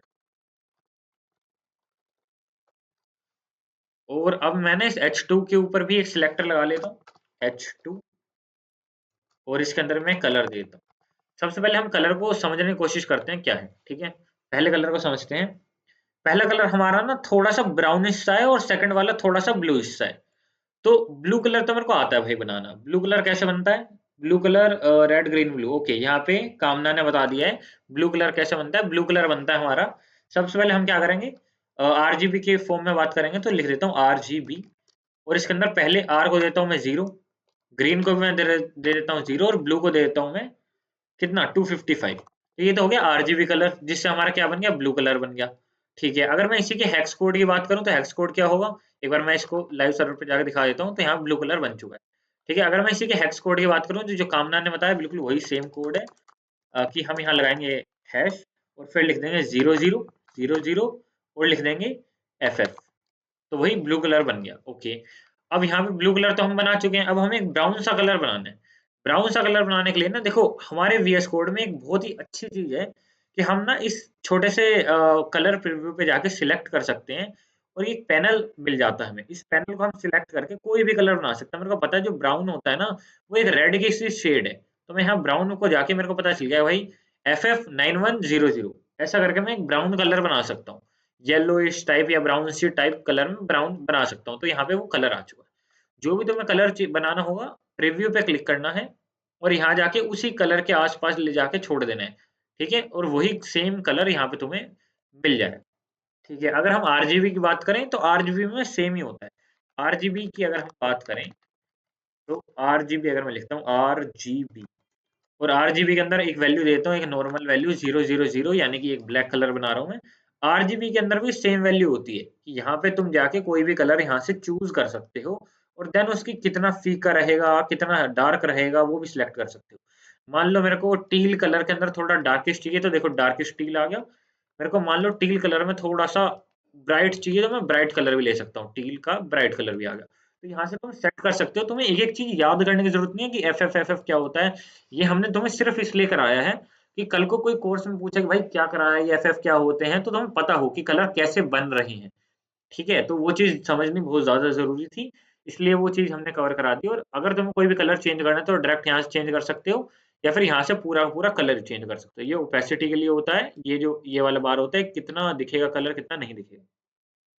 मैं ओपेसिटी अगर कम करता हूँ तो वो जाके थोड़ा थोड़ा फीका फीका दिखने लगेगा। देख रहे हो, ये वो वाला कलर हो गया जो कल हमने पोर्टफोलियो वेबसाइट में देखा था, एक भाई का, गगन भाई का। ठीक है, तो प्रैक्टिस क्वेश्चन अभी हमने पूरा का पूरा कर लिया है। आई होप सो तुम्हें ना पूरा पूरा प्रैक्टिस क्वेश्चन आ गया होगा समझ। अब हम चलते हैं टेक्स्ट डेकोरेशन की तरफ पे, पर उससे पहले एक बार मैं जाके तुम्हें दिखा देता हूँ कि हमारा क्या क्या चीज कवर हो चुकी है। हमने यहाँ कलर सिस्टम भी कवर कर लिया है, हेक्स कोड भी कवर कर लिया, प्रैक्टिस क्वेश्चन भी कवर कर लिया है, बैकग्राउंड कलर, कलर प्रॉपर्टी, सब हमने कवर कर लिए हैं। अब जो हमारा मेन रहता है वो रहता है टेक्स्ट प्रॉपर्टी से। ये अब तुम्हें हमारे कराएंगे अतुल भाई। लास्ट टाइम जा जाते एक बार ये और बता दो, जिस भी बच्चे को प्रैक्टिस क्वेश्चन समझ नहीं आया उसको एक बार अपना हैंड रेज कर दो, ताकि हम आगे एक बार प्रैक्टिस क्वेश्चन और ढंग से कर पाए। कोई है ऐसा बच्चा जिसको प्रैक्टिस क्वेश्चन समझ नहीं आया? एड्रेस कर दो, अभी हो जाएगा क्लियर। ओके, दीप गौर भाई, भाई बता सकते हो तो माइक खोल के बता सकते हो। माइक खोल के लिख के अगर बता सकते हो क्या चीज समझ नहीं आई। नेक्स्ट टॉपिक पे आगे जब भी बढ़ेंगे क्लियर। समझ में नहीं आया बस। क्या समझ नहीं आया भाई? थोड़ा सा समझ में नहीं आया गाने का। किस चीज का? वो चीज का नाम बताओ भाई, हेक्स कोड, कलर कोड, क्या? करना क्या है, टॉपिक बता। कोड का, हेक्स हेक्स कोड कोड का। Okay okay okay. Hex code का एक छोटा सा, हाँ, एक बार माइक आप ऑफ कर लो एक बार, देन मैं आपको अभी हेक्स कोड और क्लियर करा देता हूँ। जिन भाई बहनों को हेक्स कोड के अंदर प्रॉब्लम है वो और ठीक करा देते हैं। देखो हेक्स कोड क्या होता है बेसिकली ना, उसको हम हैश से डिनोट करते हैं। हेक्स कोड लिखने के लिए सबसे पहली चीज होती है हैश। ठीक है, सबसे पहली चीज होती है हैश। उसके बाद जैसे कि हमने आरजीबी में पढ़ा था, आरजीबी के अंदर एक रेंज होती है। मैं इसको ना यहाँ जाकर समझाता हूँ। आरजीबी में के अंदर ना एक रेंज होती है, और वो रेंज होती है 0 to 255। 0 to 255 एक रेंज होती है आरजीबी के अंदर। इसके अंदर ना हम हमारे कलर की को मिक्स करना जानते हैं कि 0 मतलब या वो हम कलर ले ही नहीं रहे हैं, और 255 मतलब वो कलर हम पूरा ले रहे हैं। इसको यूं समझ सकते हो, मान लो एक बकेट है, बहुत बेस्ट एग्जांपल देके बता रहा हूँ। मान लो एक बकेट है जिसके अंदर हम कलर भर सकते हैं। ठीक है, और ये जो बकेट है मैजिकल बकेट है, और ये क्या करती है, कलर बनाती है। इसको यूं समझो। और मेरे पास ना यहाँ पे तीन वैल्यूज हैं। तीन वैल्यूज कौन कौन सी है मेरे पास? यहाँ तीन वैल्यूज हैं। पहली वैल्यू तो है रेड, दूसरी है ग्रीन, और थर्ड है ब्लू। मेरे पास यहाँ कौन कौन सी वैल्यू है? आर जी बी, लिख देता हूँ मैं, आर जी बी। पहली है रेड, दूसरी है ग्रीन, और तीसरी है ब्लू। अब ये बाल्टी के अंदर ना, इस बकेट के अंदर हम क्या करते हैं, रेड का थोड़ा सा पार्ट डालते हैं, ग्रीन का डालते हैं, और ब्लू का डालते हैं। और वो मैजिकल बकेट क्या करती है, हमें कलर बना के देती है। पहली चीज, अगर हमें मान लो बकेट के अंदर हमने डाल दिया कि रेड की वैल्यू है 255। 255 मैं इसको ना यार टेक्स्ट में लिखता हूँ, मेरी हैंडराइटिंग बहुत बुरी है तो मैं यहाँ टेक्स्ट में लिख रहा हूँ। ठीक है, तो यहाँ पे टेक्स्ट लेते हैं और इसको थोड़ा सा छोटा करके मैं यहीं लिख देता हूँ 255। मान लो मैंने रेड की वैल्यू तो डाल दी 255, और अब मेरे को ब्लू की वैल्यू डालनी है, तो मैंने ग्रीन की वैल्यू डालनी है, तो मैंने ग्रीन की वैल्यू डाल दी 255। ठीक है, और उसके साथ साथ अगर मान लो मेरे को एक और होता है ब्लू, ब्लू की वैल्यू डालनी है, तो मैंने ब्लू की वैल्यू भी डाल दी 255। तो ये जो मैजिकल बकेट है ये कह दे कि भाई तीनों अगर तुम 255 डाल दोगे तो मैं तुम्हें कलर बना के दे दूंगी, जिसका नाम क्या होगा, व्हाइट। जिसका नाम होगा व्हाइट। ठीक है, इतनी बात हमें क्लियर है। आगे चलते हैं। अब मैजिकल बकेट के अंदर ना तुम किसी भी चीज को कम या ज्यादा कर सकते हो। मैं कहता हूँ कि यार ग्रीन जो है उसको 0 दे दो। ग्रीन मेरे को डालना ही नहीं मेरी बकेट के अंदर, मेरे को क्या डालना है, सिर्फ रेड और ब्लू डालना है। तो रेड और ब्लू से अगर मैं कुछ बनाना चाह रहा हूँ तो क्या बनेगा, वो बनेगा पिंक कलर। रेड और ब्लू से पिंक कलर बनेगा, तो मैजिकल बकेट जो हमारी, वो हमें पिंक कलर बना के दे देगी। इतनी बात क्लियर है। अब जो हेक्स कोड की बात है वो क्या होता है, ये 255 जो है, इसको अब हमने एबीसीडी की फॉर्म में लिख दिया, मतलब हेक्साडेसिमल के फॉर्म में लिख दिया, 0 to 9, और उसके साथ A to F, इसको फॉर्म में कर दिया। मतलब कि इसके ना पार्ट कर दिया। 255 का मतलब हमने कह दिया कि भाई अगर 255 की जगह अगर कोई एफ लिखेगा, एफ लिखेगा, 255 की जगह अगर कोई एफ लिखेगा तो भी उसका मतलब 255 होगा। और जीरो की जगह अगर कोई 00 लिख देगा, उसका मतलब भी क्या होगा, 0 होगा। तो इसे मैं बस क्या कह रहा हूँ, ये है हेक्स कोड और वो है आरजीबी कलर। ठीक है, दोनों के बीच के अंदर आई होप सो डिफरेंस हो गया होगा क्लियर। तो अतुल भाई अब आगे आप टेक्स्ट डेकोरेशन में चलते हैं। हाँ जी भाई। तो सबसे पहले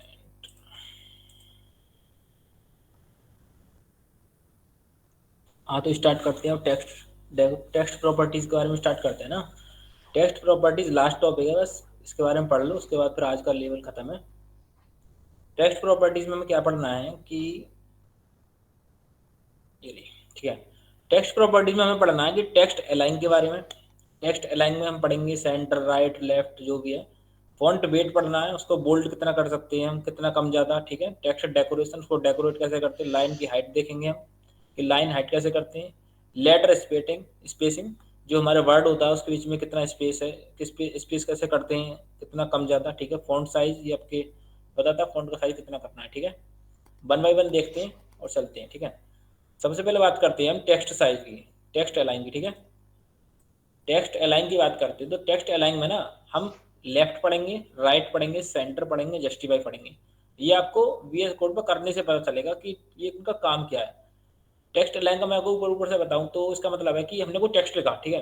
मैंने डाल दिया अतुल, मैंने डाल दिया अतुल, यहाँ डाल दिया अतुल, ठीक है। और एक मैंने यहाँ टेक्स्ट लिया और यहाँ मैंने डाल दिया भव्य, ठीक है। अब आपको यहाँ से देखने से पता लग रहा होगा कि ये जो स्टार्टिंग में है, स्टार्टिंग में इसको हम स्टार्ट बोल सकते हैं या फिर इसको लेफ्ट बोल सकते हैं। भाई लेफ्ट साइड ना हमारे टेक्स्ट अलाइन है, ठीक है।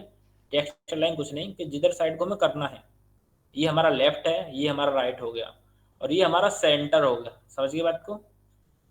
VS कोड पे चलते हैं और दिखाता हूँ वन बाई वन कैसे काम करता है। कि जैसे मैं H1 था हमारा, ठीक है। H1 के अंदर मुझे क्या करना है, यहाँ गया मैं, यहाँ टेक्स्ट अलाइन डाल देता हूँ। टेक्स्ट अलाइन आ गया और मैं ना इसको सबसे पहले आपको स्टार्ट करके दिखाता हूँ। स्टार्ट मतलब जो स्टार्ट सबसे पहले आता है, ठीक है। स्टार्ट मतलब लेफ्ट, समझ गए बात को। स्टार्ट बोल दो या फिर लेफ्ट बोल दो। स्टार्ट आ गया, स्टार्ट, ठीक है। उसके बाद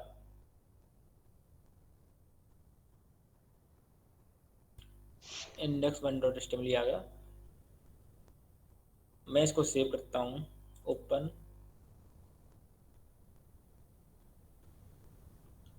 क्या करना है ये जो एक्चुअली ना टेक्स्ट अलाइन स्टार्ट होता है, ये बाय डिफॉल्ट होता है। हर एक पेज के स्टार्टिंग के अंदर ही टेक्स्ट आता है।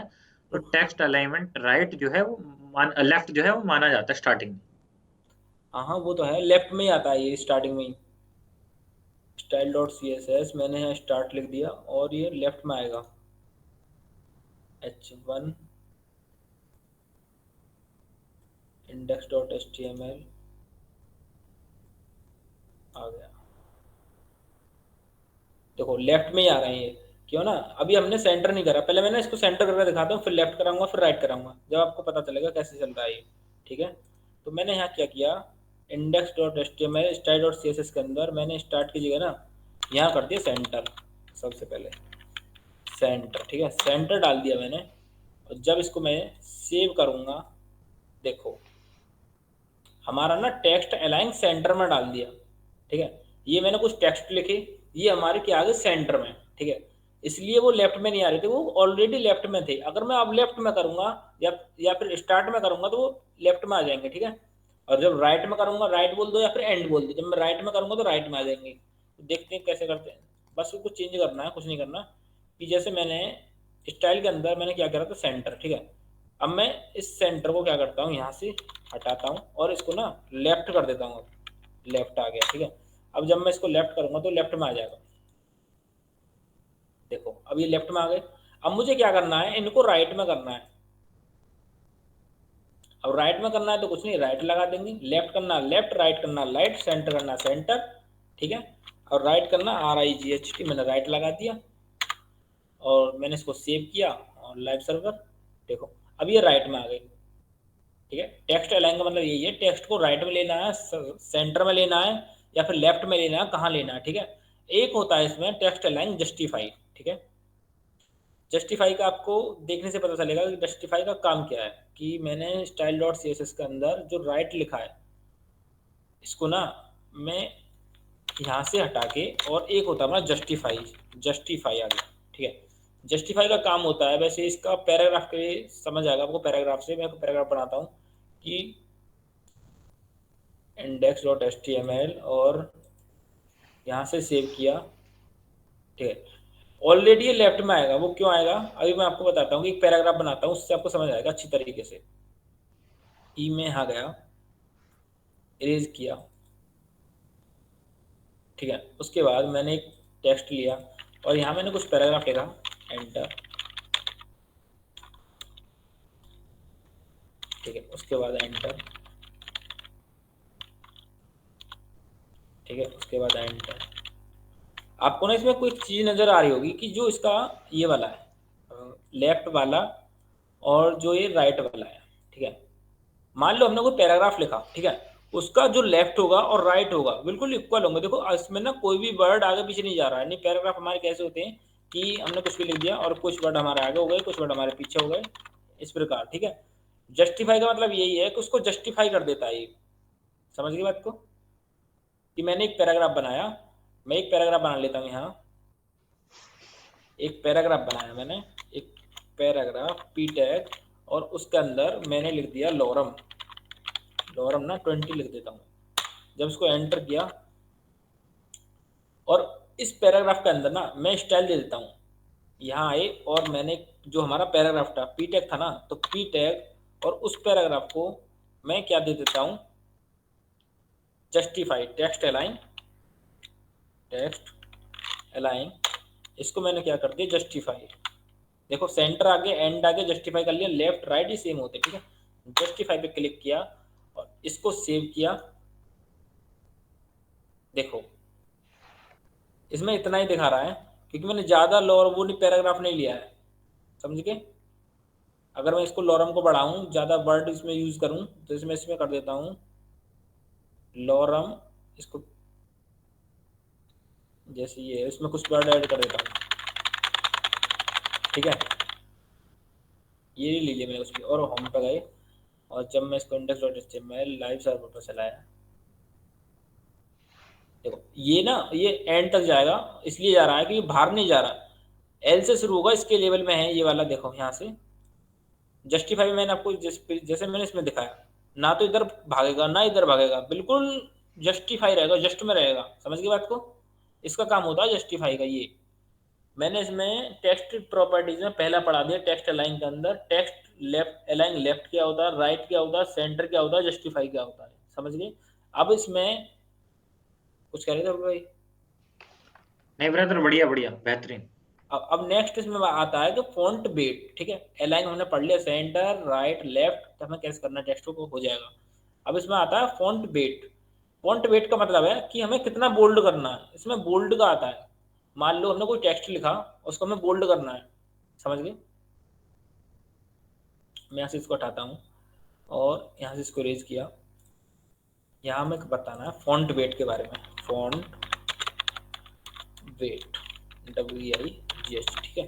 फॉन्ट वेट है हमारे पास। फॉन्ट वेट का जो इसकी रेंज होती है ना फॉन्ट वेट की, वो जो रेंज होती है वो 0 से लेके 900 तक होती है इसकी रेंज। मैं डाल देता हूँ रेंज, जैसे उसकी थी 8 GB की क्या थी, 0 से लेकर 255 तक। हैक्स की क्या थी, 0 से लेकर 255 तक। इसकी भी रेंज होती है, वो क्या होती है कि 0 से स्टार्ट होता है और कहाँ तक जाता है, 900 तक, ठीक है। 900 तक चलता है ये, ठीक है। 0 से 900 तक इसकी रेंज होती है। पर ना इसका जो बाय डिफॉल्ट वैल्यू जो होती है, बाय डिफॉल्ट वैल्यू मतलब बोल्ड हम कह सकते हैं, वो 400 होती है। जैसे आपको बोल्ड करना है तो वो मिनिमम इसकी 400 बाय डिफॉल्ट वैल्यू होती है। जैसे मैं इसको यूज करूँ VS कोड में, और मैं ना एक फॉन्ट वेट नाम बना लेता हूँ, फॉन्ट वेट। जैसे H1 के अंदर ही यूज करता हूँ मैं, या फिर H2 के अंदर यूज करता हूँ। मैंने यहाँ किया कि फॉन्ट वेट यूज किया मैंने, font weight, weight font weight, WEIE आ गया फॉन्ट वेट, ठीक है। और इसके अंदर मैंने क्या किया, नॉर्मल डाल दिया कि मुझे कुछ नहीं चाहिए, मुझे चाहिए नॉर्मल, तो मैंने नॉर्मल डाल दिया। तो ये बाय डिफॉल्ट वैल्यू नॉर्मल जो होती है वो 400 होती है। जब मैं इसको index.html को सेव करता हूँ और लाइव सर्वर पर चलते हैं, देखो सेकंड था हमारा H2 ये वाला, ठीक है। ये नॉर्मल है, ठीक है, ये इस समय नॉर्मल है। समझ गए बात को? और जब मैं इसको कम करूंगा, ये ज्यादा करूंगा, जब आपको इफेक्ट पता पड़ेगा, ठीक है। तो मैंने यहाँ गए और मैंने यहाँ था, हम किस में चेंज कर रहे थे, हम कर रहे थे H2 के अंदर। H2 के अंदर मैंने क्या लिख रखा है इंडेक्स डॉट HTML के अंदर FGYGEFU, ठीक है। इसके अंदर आप चेंज देखना कि मैं ना अब index dot style dot CSS के अंदर इस नॉर्मल को यहाँ से हटा देता हूँ, समझ गए। और इसके अंदर ना मैं बोल्ड कर लेता हूँ, बोल्ड लिख दिया मैंने। तो बोल्ड लिखने से क्या होगा, अब बोल्ड हो जाएगा। देखो इसमें कलर रेड हो रहा है इसलिए दिख नहीं रहा है, मैं इसका कलर चेंज कर देता हूँ इससे आपको क्लियर दिखे। तो मैं क्या करूँगा, यहाँ गए VS कोड पे और H2 के अंदर हमें कलर को ना हटा देना और कलर को रख देता हूँ मैं वाइट, कलर कर देता हूँ ब्लैक, बैकग्राउंड कलर, और मैं रखता हूँ ब्लैक। ये ब्लैक कलर कर दिया मैंने और इसका ना कलर वाइट कर देता हूँ। इसको यहाँ से हटाता हूँ, कोरल को, इस कोरल को मैंने हटाया और ना वाइट कर देना, वाइट। ये आगे सेकंड पे वाइट आ गया, ठीक है। अब इसको सेव करते हैं और अब चलते हैं ओपन विद लाइव सर्वर। देखो अब ये बोल्ड हो गया, FGYGEFU बोल्ड हो गया। अब जब इसको नॉर्मल करेंगे तब चेंज देखना इसका क्या होगा नॉर्मल में। कहाँ है ये स्टाइल डॉट CSS H2 के अंदर हम कर रहे थे और ये बोल्ड था, इस बोल्ड को हमें हटा के क्या करना है नॉर्मल, NORMAL, ठीक है। नॉर्मल का मतलब जो हमारा बाय डिफॉल्ट वैल्यू 400 होती है इसकी, 0 से 900 तक इसकी क्या होती है, रेंज होती है। इंडेक्स डॉट HTML सेव किया और इसको चलाया।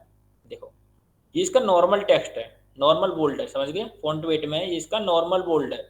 अब ज़्यादा बोल्ड कर रहे थे, थोड़ा मोटा हो गया था पहले, ठीक है। बोल्ड करने पर अगर मैं इसका 100 कर दूं, जो हमारे बाय डिफॉल्ट वैल्यू कितनी होती है 400, अगर मैं इसको 400 से थोड़ा कम कर दूं तो थोड़ा बोल्ड होगा, ये थोड़ा बोल्ड होगा। देखो करके देखते हैं।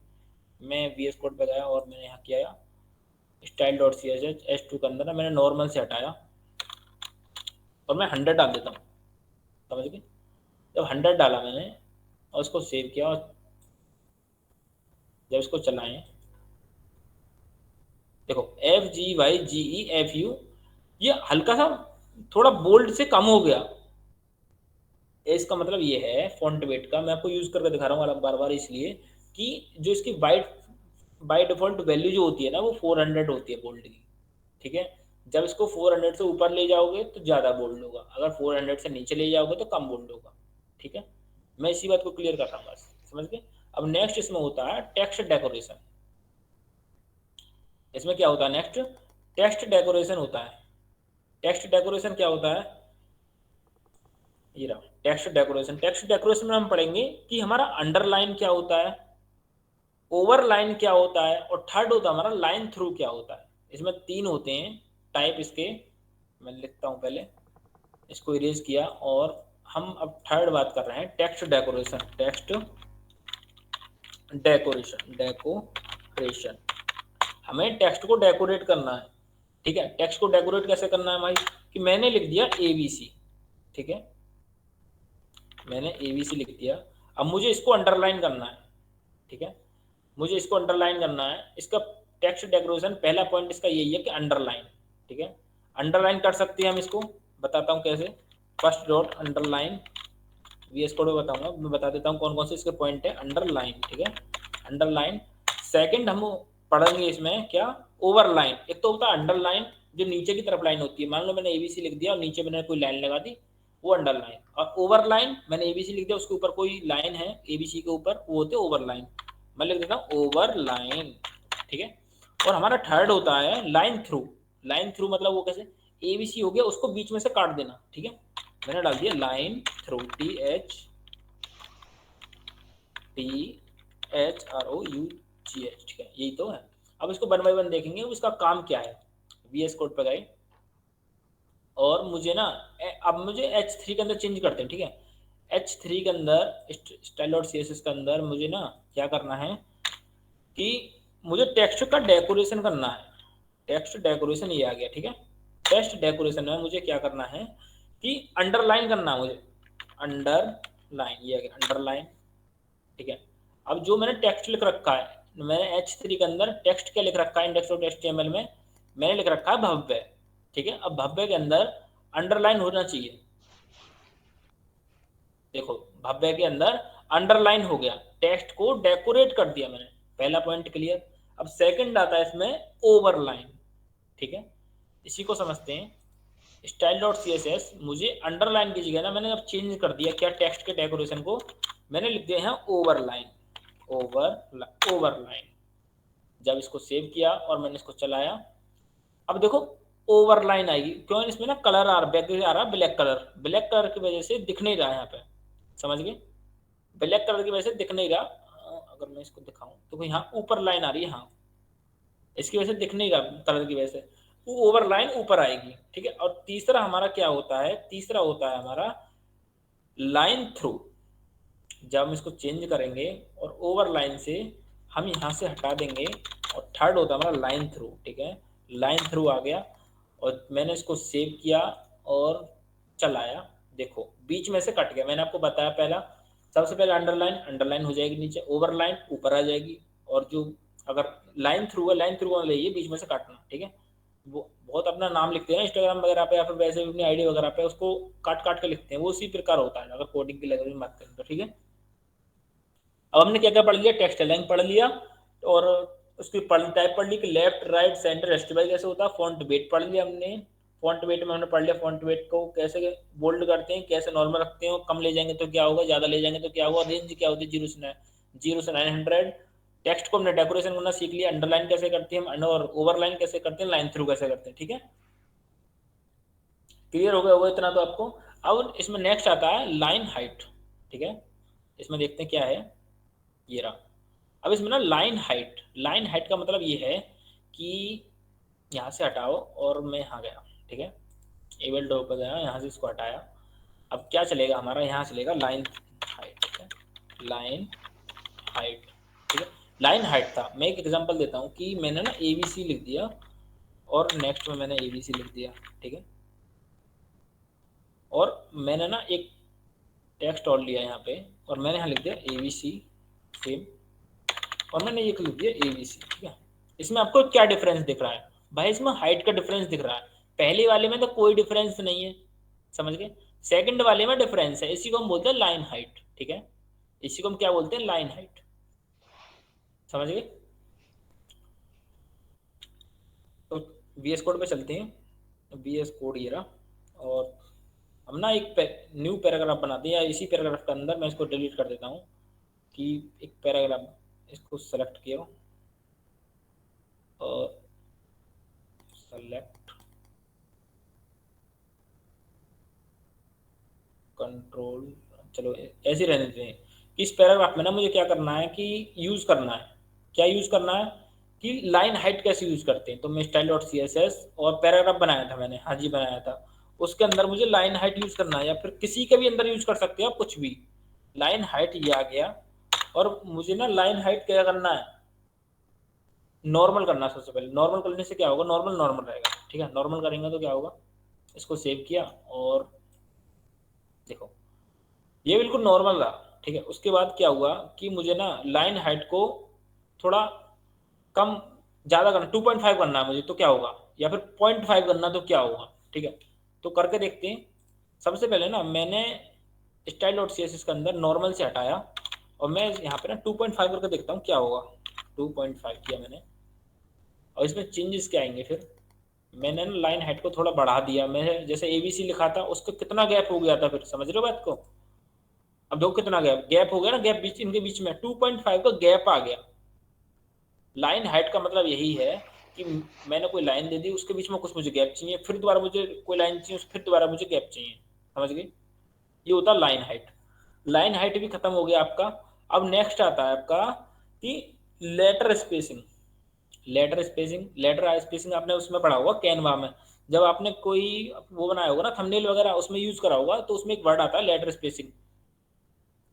इस पर समझाऊं तो वो कैसे होगा, इसको हटाओ सबसे पहले, और क्या चल रहा है हमारा, letter spacing, LETTER letter spacing, ठीक है, ये था हमारा। मान लो मैंने ABC लिख दिया, ठीक है, एक ये लिख दिया, एक मैंने लिख दिया ABC, ये तो हो गया नॉर्मल, समझ गया, कुछ नहीं हो रहा इसमें। और ये जो ABC है, जो ये है नीचे वाला, इसमें क्या हुआ, लेटर पर स्पेस बन गया, स्पेस बन गया ना, ए कितना है, फिर उसको गैप हो गया, फिर बी है, फिर गैप हो गया, फिर सी है। लेटर के अंदर ना स्पेस बन रहा है, समझिए, इसको बोलते हैं लेटर स्पेसिंग। जब हम लेटर स्पेसिंग का यूज करेंगे तो देखो कि मैं एक H1 के अंदर हेडिंग दे रखी है मेरे को, कोई वर्ड लेता हूँ अतुल। H1 के अंदर जो अतुल है, मुझे उस ना बहुत सारे H1 है, सारे के अंदर हो जाएगा, फिर सिंपल लेते हैं कि हाँ H2 के अंदर लेते हैं। H2 के अंदर मुझे लेटर स्पेसिंग का यूज करना है, तो मैं स्टाइल डॉट सी एस के अंदर गया, H2 कहाँ है मेरा, ये रहा। अब मुझे ना इसके अंदर यूज क्या करना है, लेटर स्पेसिंग। लेटर स्पेसिंग आ गया, ठीक है। अगर मैं सबसे पहले इसको नॉर्मल करके देखूँ क्या होगा, ठीक है, NORMAL, ठीक है। नॉर्मल किया, इंडेक्स डॉट HTML और लाइव सर्वर, ये आ गया, ठीक है। ये नॉर्मल है, मैंने आपको बताया नॉर्मल से कुछ नहीं होगा। और जब मैं इसको चेंज करूँ तो क्या होगा, VS कोड पे गए और style dot C S S, यहाँ से नॉर्मल था, यहाँ से नॉर्मल से हटाओ, मैं ना इसको क्या करता हूँ, लेटर को पिक्सल्स में कर देता हूँ, मैं 10 पिक्सल कर देता हूँ इसको, तो क्या होगा देखो, 10 pixels, index dot HTML live server, देखो पिक्सल्स, लेटर में स्पेस बन गया ना, एफ फिर गैप फिर जी गैप वाई गैप जी गैप ई गैप, ठीक है, गैप बन गया। इसका मतलब होता है लेटर को स्पेसिंग में करना, स्पेस करना, लेटर के बीच में स्पेस देना, ठीक है। एंड लास्ट हो रहा है हमारा यूनिट्स, ना लास्ट नहीं है, अभी इसके बाद एक और है यूनिट्स। अब बात करते हैं यूनिट्स की क्या होती है। ये हमारे सारे पॉइंट्स क्लियर हो गए हमारे कि लेटर स्पेसिंग, हाँ इसमें फॉन्ट साइज रह गया, फॉन्ट साइज की भी बात करेंगे अभी कि यूनिट्स क्या होती हैं। यूनिट्स में सब मैंने अभी लिखा था ना पिक्सल्स, वो पिक्सल्स क्या होते हैं, वो जो पिक्सल्स होते हैं ना, वो पिक्सल्स कैसे बनते हैं, हटाओ इसको और मैं लेता हूँ पिक्सल्स, ये रहा, ठीक है, PX। जैसे आपने फोन अपना यूज करा हो ना, उसमें एक कैमरा होता है, जब आप उसको जूम करते हो ना, जूम, उसमें एक लाइनिंग सी आती है ना लाइनिंग सी, वो लाइनिंग सी नहीं होती, वो पिक्सल्स ही होते हैं। कहते हैं ना कि ज्यादा जूम मत करे तेरा पिक्सल फट जाएंगे, वो पिक्सल्स होते हैं, समझ रहे हो बात को। अब ज्यादा जूम करोगे तो ज्यादा पिक्सल्स बढ़ जाएंगे आपके, कम करोगे तो कम हो जाएंगे पिक्सल, ठीक है, यही होता है पिक्सल। अब इसलिए हम पिक्सल को यूज करते हैं इसमें। जैसे मैं 10 पिक्सल करा तो 10 पिक्सल से उसका थोड़ा सा स्पेस बढ़ गया, कम करूंगा थोड़ा स्पेस होकर कम होगा, ज्यादा करूंगा तो ज्यादा होगा, समझ गए बात को। अब परसेंटेज, हम एक बात करते हैं परसेंटेज। परसेंटेज क्या होता है कि आपने ना कल वो पढ़ा होगा, शिफ्ट परसेंटेज, ठीक है, ये पढ़ा है कल आपने, वो पिक्चर्स के बारे में पोर्टफोलियो बनाया था, उसमें आपने देखा कि आपने हाइट और विड्थ भी दी थी। हाइट और विड्थ वो कहते हैं 50% दी आपने, तो वो हमारा क्या हो गया, वो सर्कल स्पेस उस टाइम बन रहा स्क्वायर टाइप में, यही था ना, स्क्वायर टाइप में बन रहा था। क्या हमारी जो इमेजेस आ रही थी वो स्क्वायर टाइप में बन रही थी, वो परसेंटेज का यूज हो रहा था उसमें, समझ गए बात को। अब नेक्स्ट आता है इसमें कि फॉन्ट साइज, ये था इसमें, और हमारा लास्ट रहेगा इसमें फॉन्ट साइज। फॉन्ट साइज के बारे में बात करते हैं कि फॉन्ट साइज क्या है, ठीक है। मैं यूज करता हूँ फॉन्ट साइज, इसके बारे में ही मान लो मैं H3 में यूज करना फॉन्ट साइज। अब किसी में भी कोई भी आप पैराग्राफ बना सकते हो, कोई भी हेडिंग बना सकते हो, कुछ भी बना सकते हो, आप किसी में भी यूज कर सकते हो, किसी को भी आप स्टाइल दे सकते हो, डेकोरेशन या फिर हाइट वेट, उसका बॉर्डर, उसका ब्राइटनेस, उसका जो भी है बैकग्राउंड कलर, कुछ भी चेंजेस कर सकते हो आप, ठीक है। स्टाइल का काम ही यही है कि स्टाइल देना, ठीक है। अब H3 के अंदर मुझे क्या था, मुझे ना पिक्सल्स होता फॉन्ट साइज यूज करना है, तो फॉन्ट साइज लिखा मैंने, आपको लिखने की देरी है, नीचे खुद ही आ जाएगा, फॉन्ट साइज लिखा। अब आपको लार्जर करना है, मीडियम करना है, स्मॉल करना है, स्मॉल करना है, या आपको पिक्सल्स में देना है, ठीक है। मान लो मुझे पिक्सल्स में देना, मैंने लिख दिया 50 पिक्सल, ठीक है। तो क्या हुआ, इंडेक्स डॉट HTML पे गए, ये गया, और मुझे ना भव्य को 50 पिक्सल्स के अंदर डालना है, फॉन्ट साइज डाल दिया मैंने, ठीक है। देखो ये 50 पिक्सल्स के साइज में बन गया, समझ गए, फॉन्ट साइज इसका भव्य का कितना बन गया, 50 पिक्सल्स, चेंज हो गया ना। पहले कहता था छोटा सा था, अब इसको चेंज कर दिया मैंने पिक्सल्स में, तो बड़ा हो गया। अब जब हम कोई हमारे गैलरी में ना फोटो है कोई हमारे फोन में, तो हम थोड़ा जूम करते हो, क्या होता है उसके पिक्सल्स ना बढ़ जाते हैं, थोड़ा और जूम करते हैं, थोड़े पिक्सल्स और बढ़ जाते हैं, फिर थोड़े और बढ़ जाते हैं। इसी प्रकार पिक्सल्स हमारे काम करते हैं, समझ गए। अगर आपको इसके अंदर यूज करना है तो आप पिक्सल्स यूज कर सकते हो, आपको थोड़ा जूम करने के लिए, बड़ा दिखाने के लिए, समझ गए, इसलिए हम पिक्सल्स का यूज करते हैं। और लास्ट आता है हमारा फॉन्ट फैमिली। फॉन्ट फैमिली क्या होता है कि फॉन्ट फैमिली, जैसे ना आप इंस्टाग्राम यूज करते हो ना, इंस्टाग्राम यूज करते हो तो फॉन्ट फैमिली ले लेता हूँ, फॉन्ट और ये था फैमिली,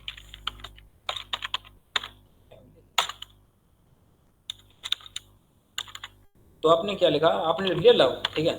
आपने लव लिख दिया तो आप ना क्या करते हो, नीचे ना लैंग्वेज आती होती है, वो कैसे कि वह आपने एक एरियल नाम की आती है, सेंसिटिव नाम की आती है, बहुत सारी लैंग्वेज आती है उसके अंदर इंस्टा पे, कि आप ऐसे डालोगे तो इस टाइप की लैंग्वेज। एक कर्सिव होती है, एक बड़े लेटर्स में होती है, एक कैपिटल लेटर्स में होती है, एक स्मॉल लेटर्स में होती है, समझ गए। वो होता है हमारा फॉन्ट फैमिली। अब फॉन्ट फैमिली को हम यूज करेंगे, जैसे मैं यूज कर लेता हूँ, किसी के भी अंदर कर लो, मैं H2 के अंदर यूज कर लेता हूँ, style dot C S S के अंदर गए। अब मुझे ना H2 के अंदर मैंने क्या किया, मैंने फॉन्ट फैमिली यूज कर लिया। फॉन्ट फैमिली ये आ गया, फॉन्ट फैमिली हमारा, ठीक है। इसके अंदर बहुत सारे आ रहे हैं कि आपको किस में चाहिए। मैंने ना क्या किया, एरियल लिख दिया मैंने, ARIAL, एरियल आ गया, ARIAL, ठीक है। एंटर किया, ये आ गया, ठीक है। अब इसको जब मैं लाइव सर्वर पर चलाऊंगा, देखो FGY इसकी ना लैंग्वेज चेंज होगा। मैं थोड़ा और चेंज करता हूँ, यहाँ गए और इसके बाद style dot C S S, मुझे स्टाइल से हाथ से हटाना है।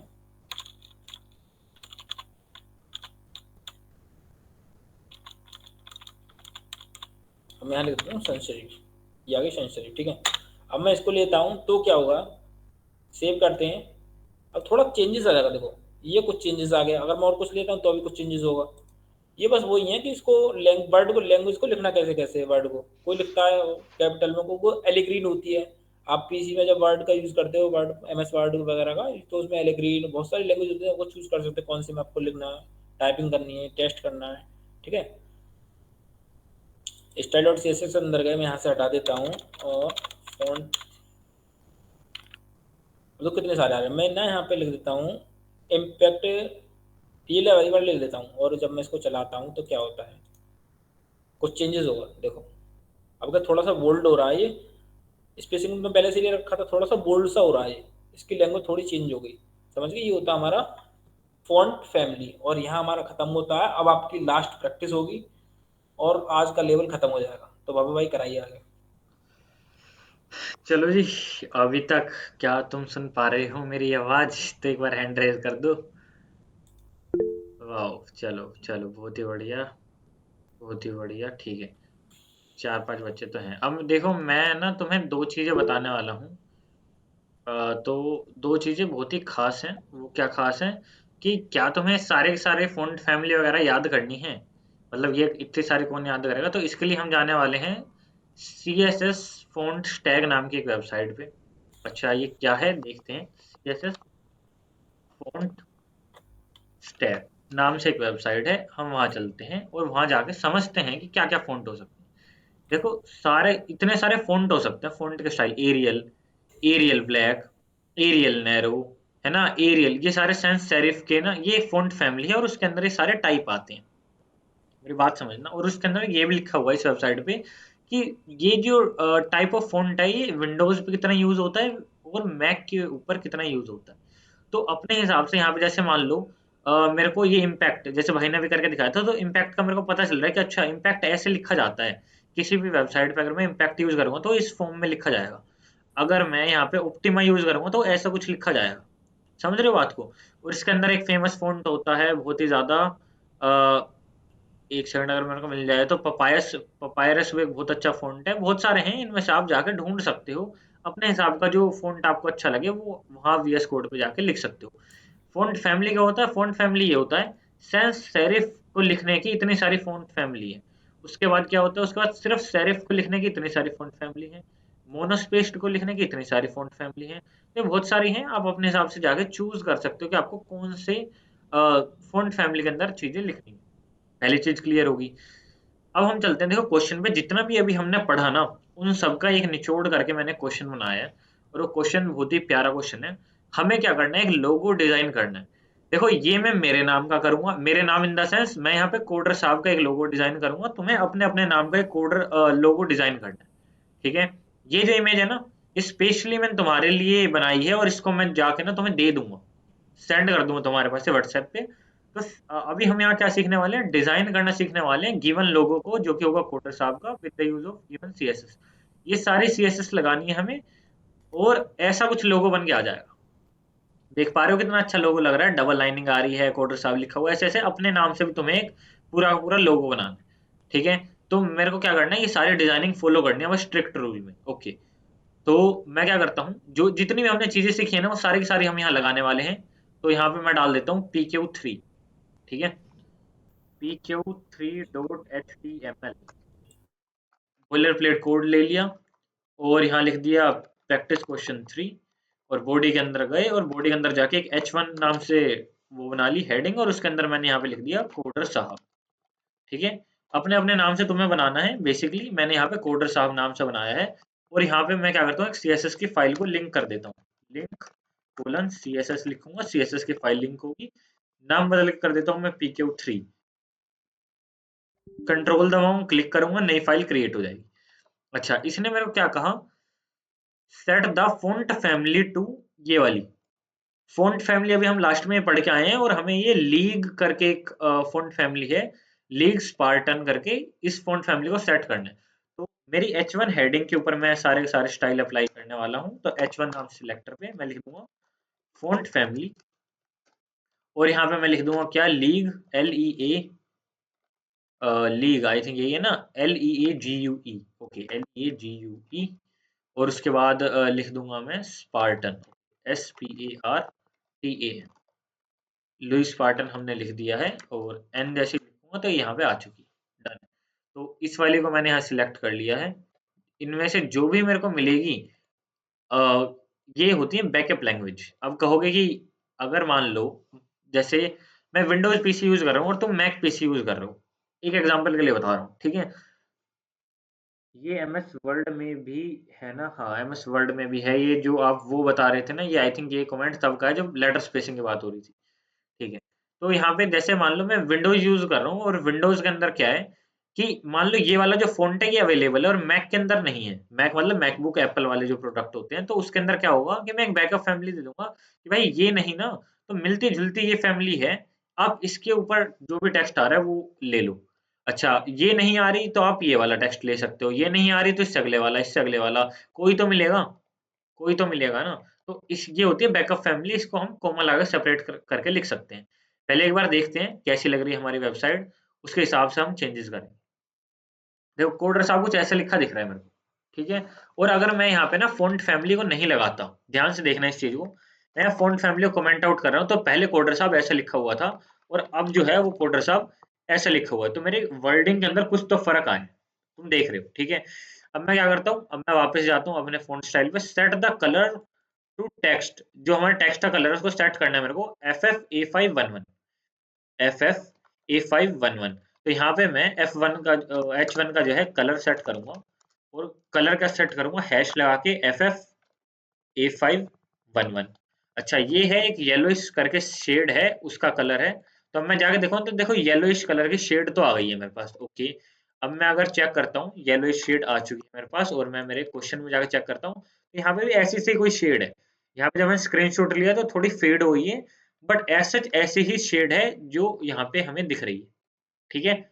आगे चलते हैं, आगे हम थर्ड पे चलते हैं। Text align to the text, centre करना है हमें टेक्स्ट अलाइन को, ओके। जो हमारा टेक्स्ट है ना वो मिड में आना चाहिए। तो मैं क्या करूंगा, यहाँ पे एक हमने प्रॉपर्टी पढ़ी थी टेक्स्ट अलाइन, जो हमारे टेक्स्ट को क्या करती थी, पूरे पेज में कहीं पे भी लिख लेके आ जाती थी। पहले यहाँ थी, मैंने सेंटर कर दिया, अब वो बीच में आ चुकी।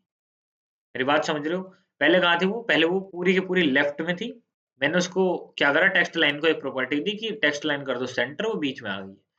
इतनी बात क्लियर, आगे चलें।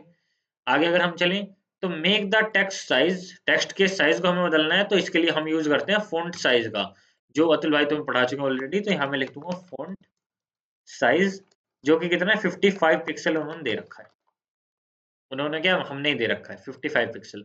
And font weight, font wait मतलब बोल्ड कितना करना है 900 के लिए, तो मैं यहाँ पे क्या कर दूंगा, फॉन्ट वेट, फॉन्ट वेट कर दूंगा। और देखो फॉन्ट वेट अगर मैं कुछ भी नहीं कर रहा तो नॉर्मल है, मतलब बोल्ड हो चुका है, अगर कुछ भी नहीं कर रहा तो 900 ऑटोमेटिकली ले लेता है।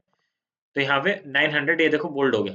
अगर मैं इसको नॉर्मल कर देता हूँ, जैसे नॉर्मल अतुल भाई ने करके दिखाया था, अगर मैं यहाँ नॉर्मल सेट करता हूँ, देखो थोड़ा कम, क्या बहुत ही नॉर्मल टेक्स्ट आ गया, समझ रहे, बोल्ड ही नहीं है। और अगर मैं इसको वापस से 900 कर देता हूँ, तो बोल्ड टेक्स्ट के अंदर आ चुका है, आ चुका है कोडर साहब, अब बोल्ड में लग रहा है, बढ़िया लग रहा है थोड़ा थोड़ा, ओके। आगे पढ़ते हैं। Set spacing between letter to 2 pixel. अब हमने एक चीज पढ़ी थी लेटर स्पेसिंग, थोड़ा सा याद करना, लेटर स्पेसिंग। लेटर स्पेसिंग मेरे को कितनी देनी है, 2 पिक्सल, क्योंकि हमारे क्वेश्चन के अंदर ये लिखा है। तो यहाँ देखो थोड़ा थोड़ा यहाँ गैप आ चुका है, सी और ओ के बीच में थोड़ा सा गैप आ चुका है, ओ और डी के बीच में थोड़ा सा गैप आ चुका है, वो गैप के लिए हमने ये स्पेसिंग ली है। ओके ठीक है, इतनी बात क्लियर हो गई। Set the line height to 1.5x to the normal value. अब लाइन हाइट जो है, हमने एक प्रॉपर्टी पढ़ी थी लाइन हाइट करके, वो क्या करती है, लाइन की हाइट को बेसिकली डिफरेंशिएट करने की ट्राई करती है। ओके, लाइन हाइट को मैं क्या देता हूँ, लाइन हाइट को मेरे को 1.5 देना है। तो लाइन हाइट को मैं 1.5 दूंगा, तो यहाँ भी तुम्हें कोई फर्क नहीं दिख रहा होगा। क्यों नहीं दिख रहा होगा, मैंने इस पूरी की पूरी हेडिंग को ना H1 को एक ही में बना दिया है, कोडर और साहब को। इसको मैं अलग अलग कर रहा हूँ, एक और H1 कर देते हैं और इसके अंदर साहब लिख देते हैं। तो अगर अब मैं जाके देखूंगा तो यहाँ पे देखो मेरे पास ये एक बहुत बड़ा सा गैप आ चुका है 1.5 का। मेरे को इतना बड़ा गैप नहीं चाहिए, बट हमारे इसने क्या रखा है तो कुछ कर नहीं सकते। बट मैं यहाँ पे ना नॉर्मल मेरा कोडर साहब को एक ही H1 के अंदर लिखूंगा, और तुम अलग अलग में लिख सकते हो अपने हिसाब से। और यहाँ पे स्पेसिंग में हमने दे दी है। ओके, और एड ए टील डबल्ड अंडरलाइन। अब कहोगे डबल्ड क्या है, अब देखो यहाँ से हम समझते हैं दो चार चीजें जो तुम ऑनलाइन जाके सीख सकते हो। हमने एक चीज पढ़ी थी, टेक्स्ट डेकोरेशन। टेक्स्ट डेकोरेशन में बहुत सारी चीजें थी, एक तो था अंडरलाइन, एक था ओवरलाइन, एक था लाइन थ्रू। तुमने ये 3 चीजें पढ़ी थी।